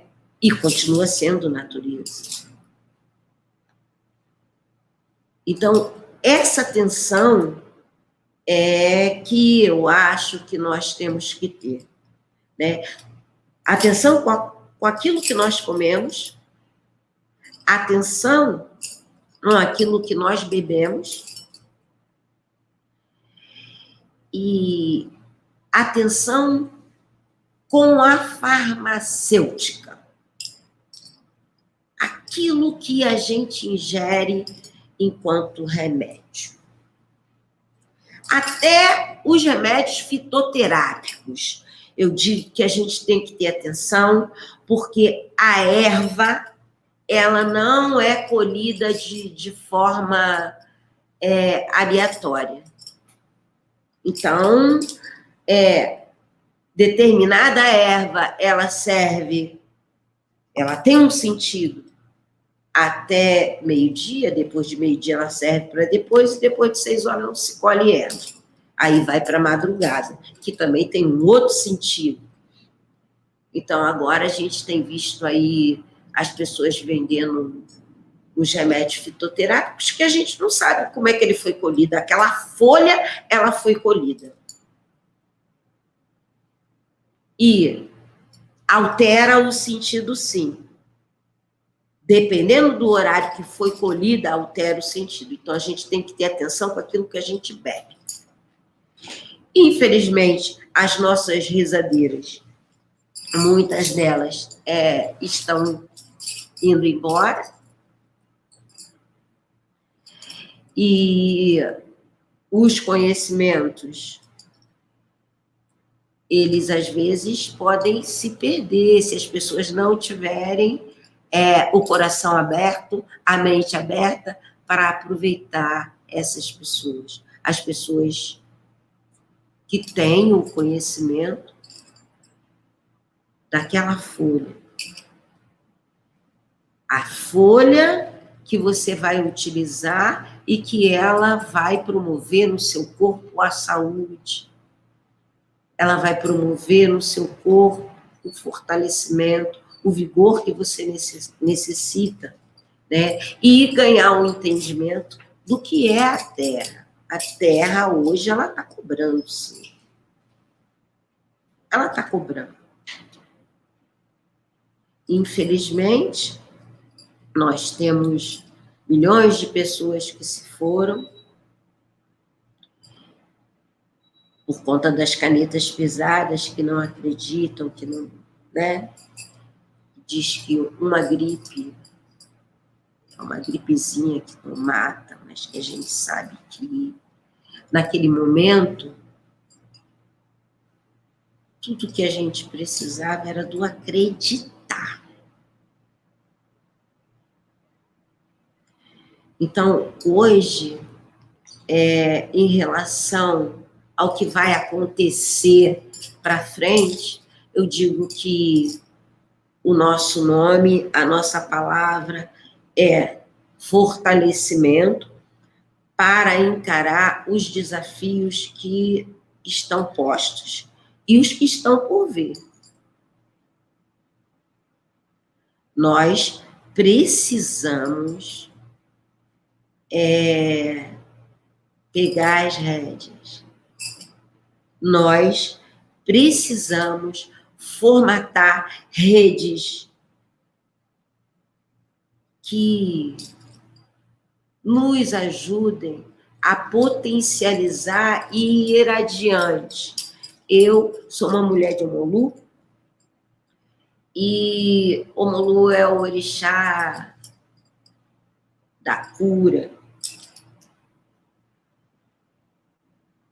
Mas, se não houver o trabalho de casa, o dever de casa, não adianta. Ele, além de ser o orixá da cura, ele é o sol e ele é a terra.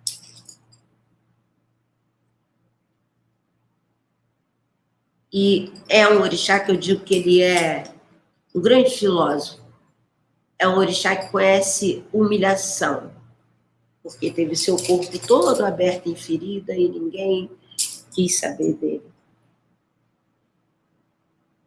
Mas é um orixá que tem esse compromisso, o compromisso de sair pelo mundo, colocando as sementinhas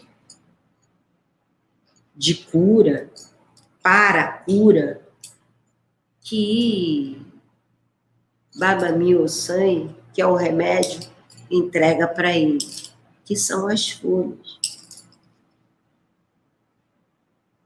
Então, o respeito por aquilo que a gente não conhece, ele tem que ser dobrado, porque o diferente é só diferente e não é errado. Não tem que ser demonizado, não tem que ser humilhado, não tem que ter o riso, o deboche, tem que ter o respeito por aquilo que não se conhece. E tanto a terra quanto a água, eles estão começando a cobrar. Se não tiver atitudes coerentes, atitudes sérias, a água vai acabar.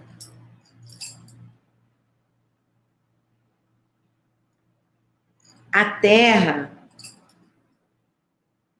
ela não vai acabar, mas ela vai alterar. E aí nós precisamos de água para viver e também da terra para respirar. E assim, no nosso caso, esse ano, nós ficamos muito assustados. Porque, assim, nós acreditamos numa continuidade. E o que morreu de pessoas e que nós não pudemos fazer o que nós tínhamos que fazer, porque era caixão fechado, foi uma loucura.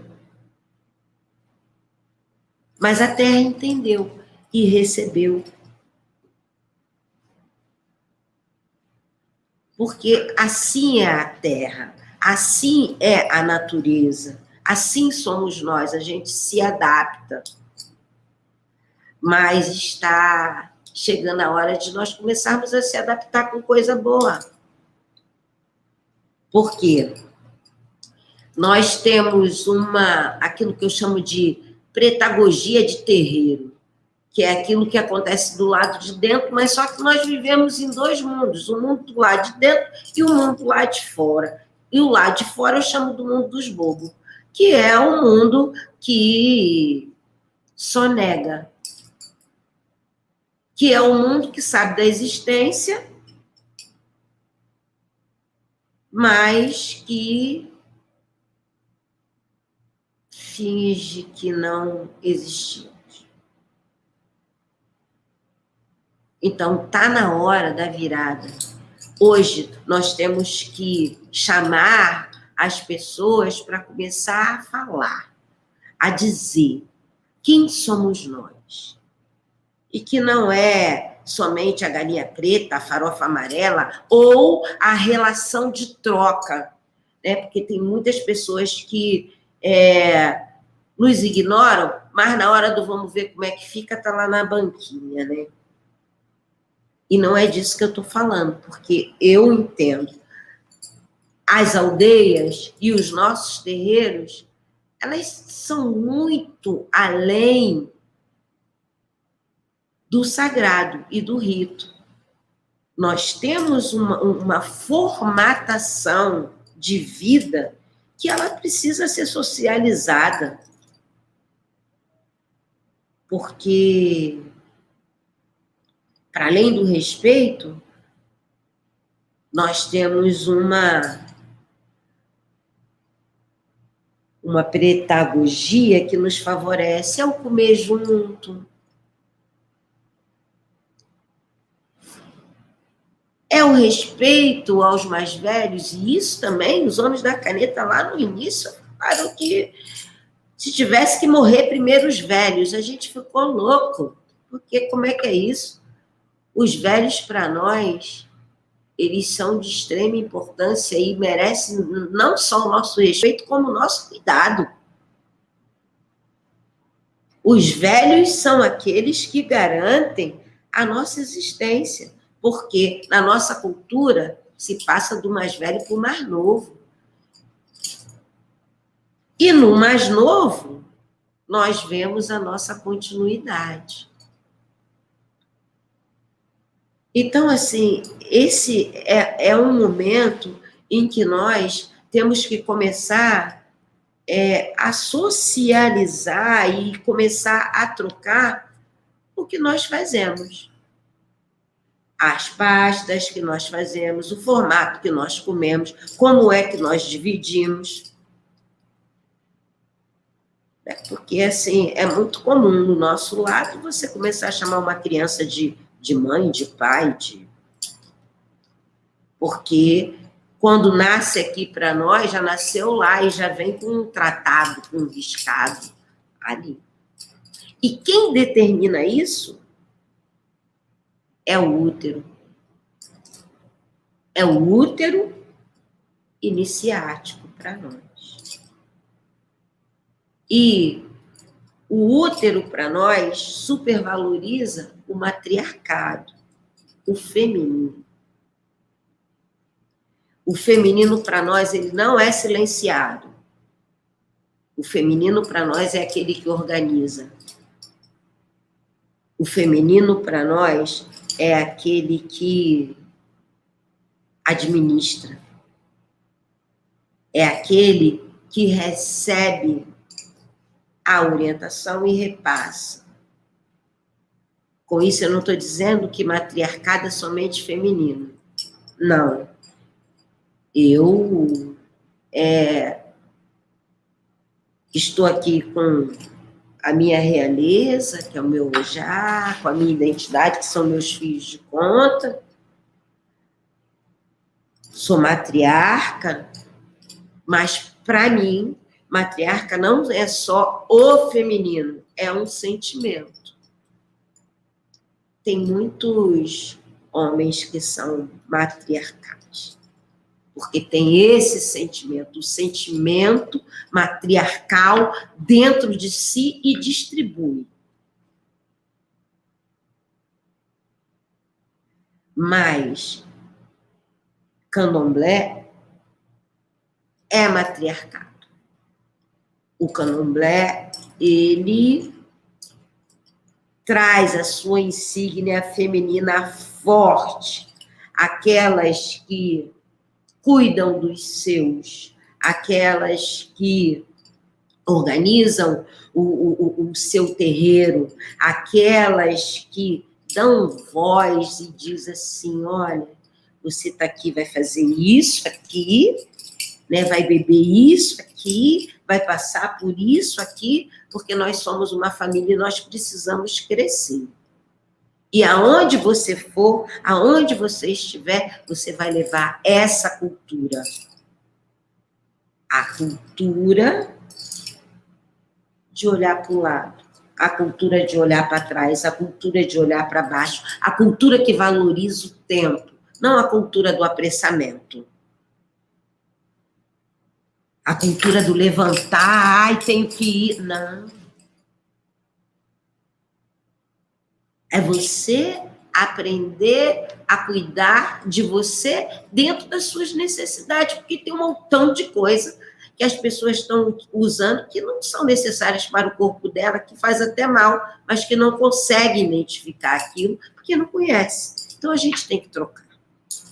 A gente tem que se colocar de forma mais coletiva. E eu acho que nós recebemos uma lição agora, porque esse tempo de pandemia, o isolamento, ele nos deixou muito sensíveis. Sensíveis à doença da mente, à doença do coração. Depressão mata. Depressão deixa na cama, entristece. A pessoa para de criar, para de crescer, para de se relacionar, chora. Então, nós temos que, cada vez mais, falar em coletivo, falar em família, falar em comer melhor, falar em estar no espaço de uma forma diferenciada, partilhando, sorrindo, falando de alegria, de felicidade.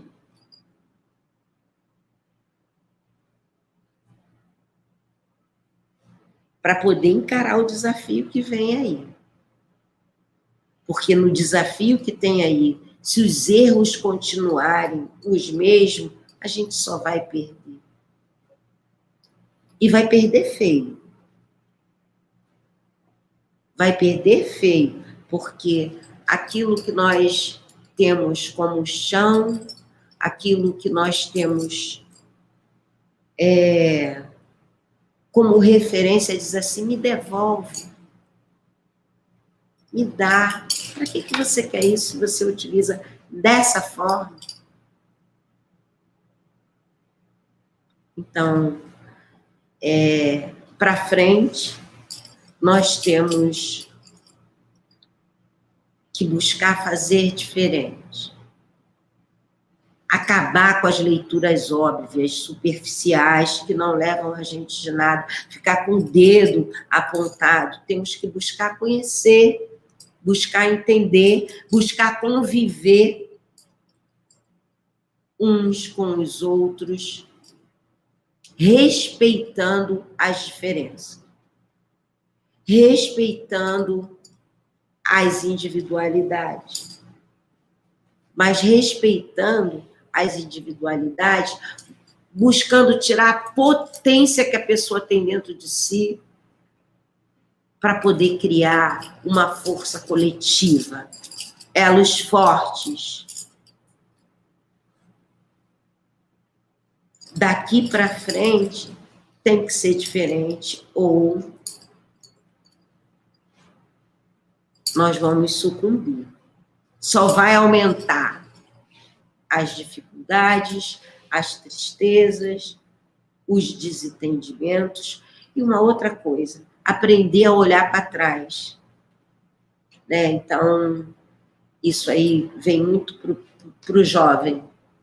Né? Olhar para trás.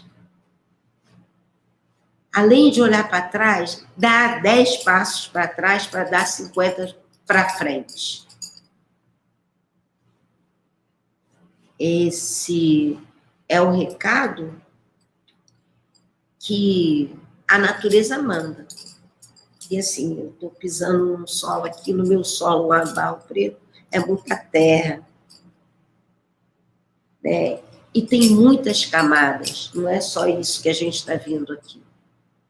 Tem muita força, a terra tem muita força. E manda para cima, é o que nos coloca ereto. É o que nos coloca em pé. É o que nos coloca pensante.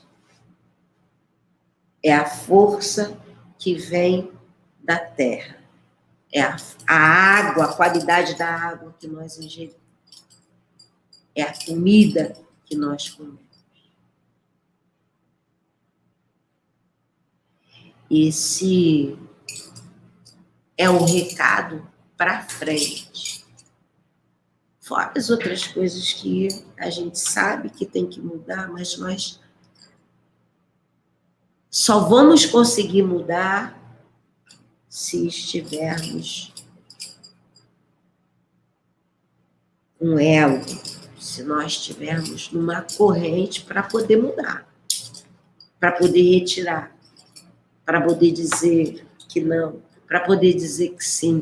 E nisso a gente tem 2 sementes, além das folhas, que se chama obi-orubu, que fortalece o nosso ori, a nossa cabeça, para que a cortina se abra e a gente consiga enxergar com clareza.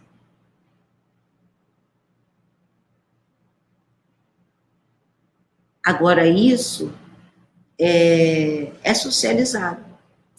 É socialidade. Não precisa ser, não precisa, mas precisa respeitar e entender que existe.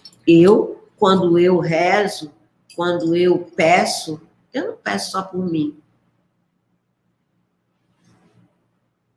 Eu peço pelo meu vizinho, eu peço pelo universo.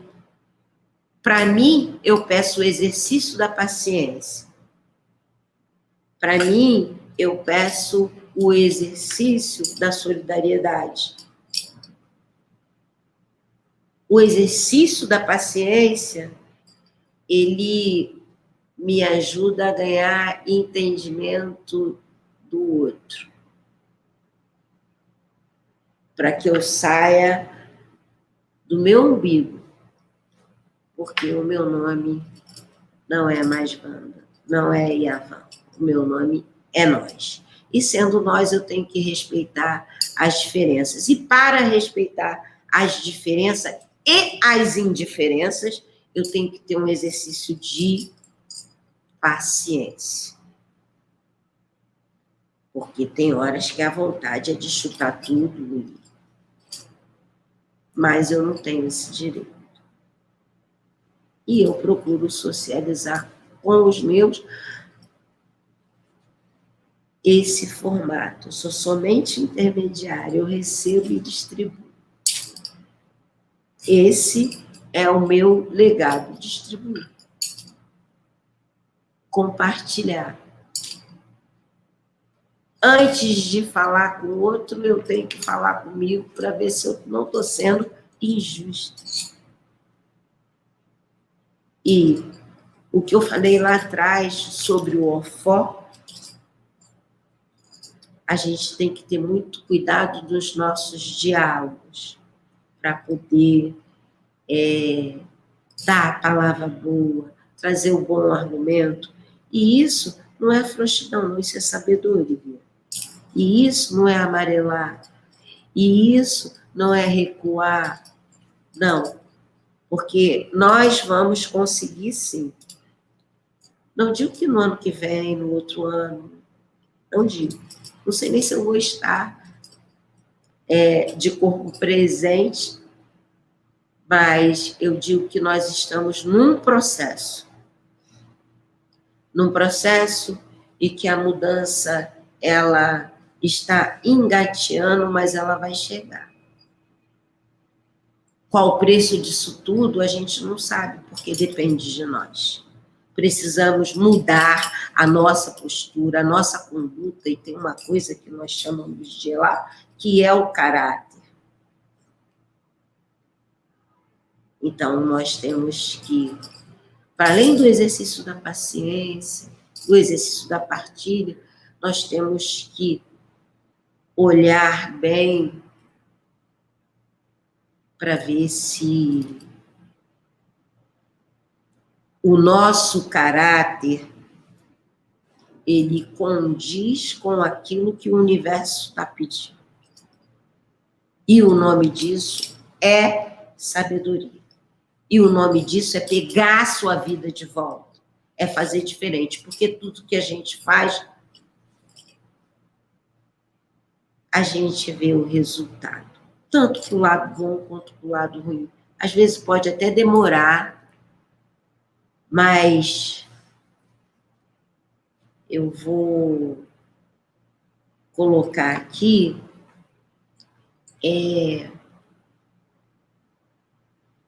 um jeitinho,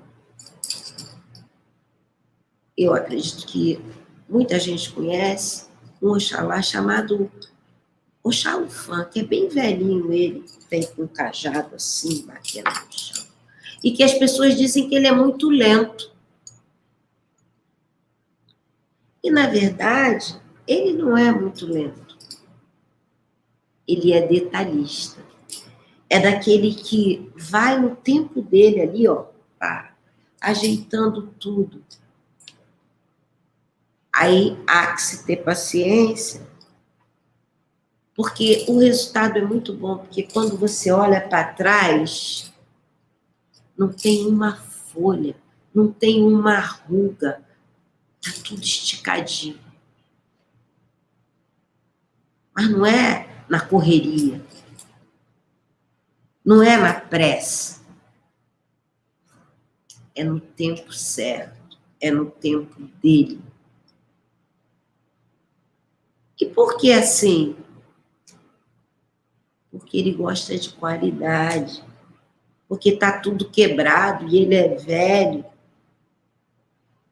e detalhista. Então, se tem ruga, ele vai lá no tempo dele. E a gente precisa respeitar o tempo para a gente poder evoluir e concretizar num outro formato. Eu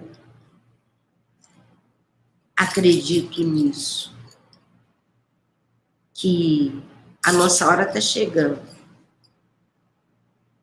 porque o universo está falando, está reclamando, mas é no tempo dele.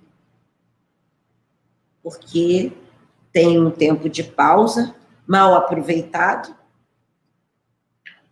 e que as diferenças precisam ser respeitadas. É isso. Vamos começar.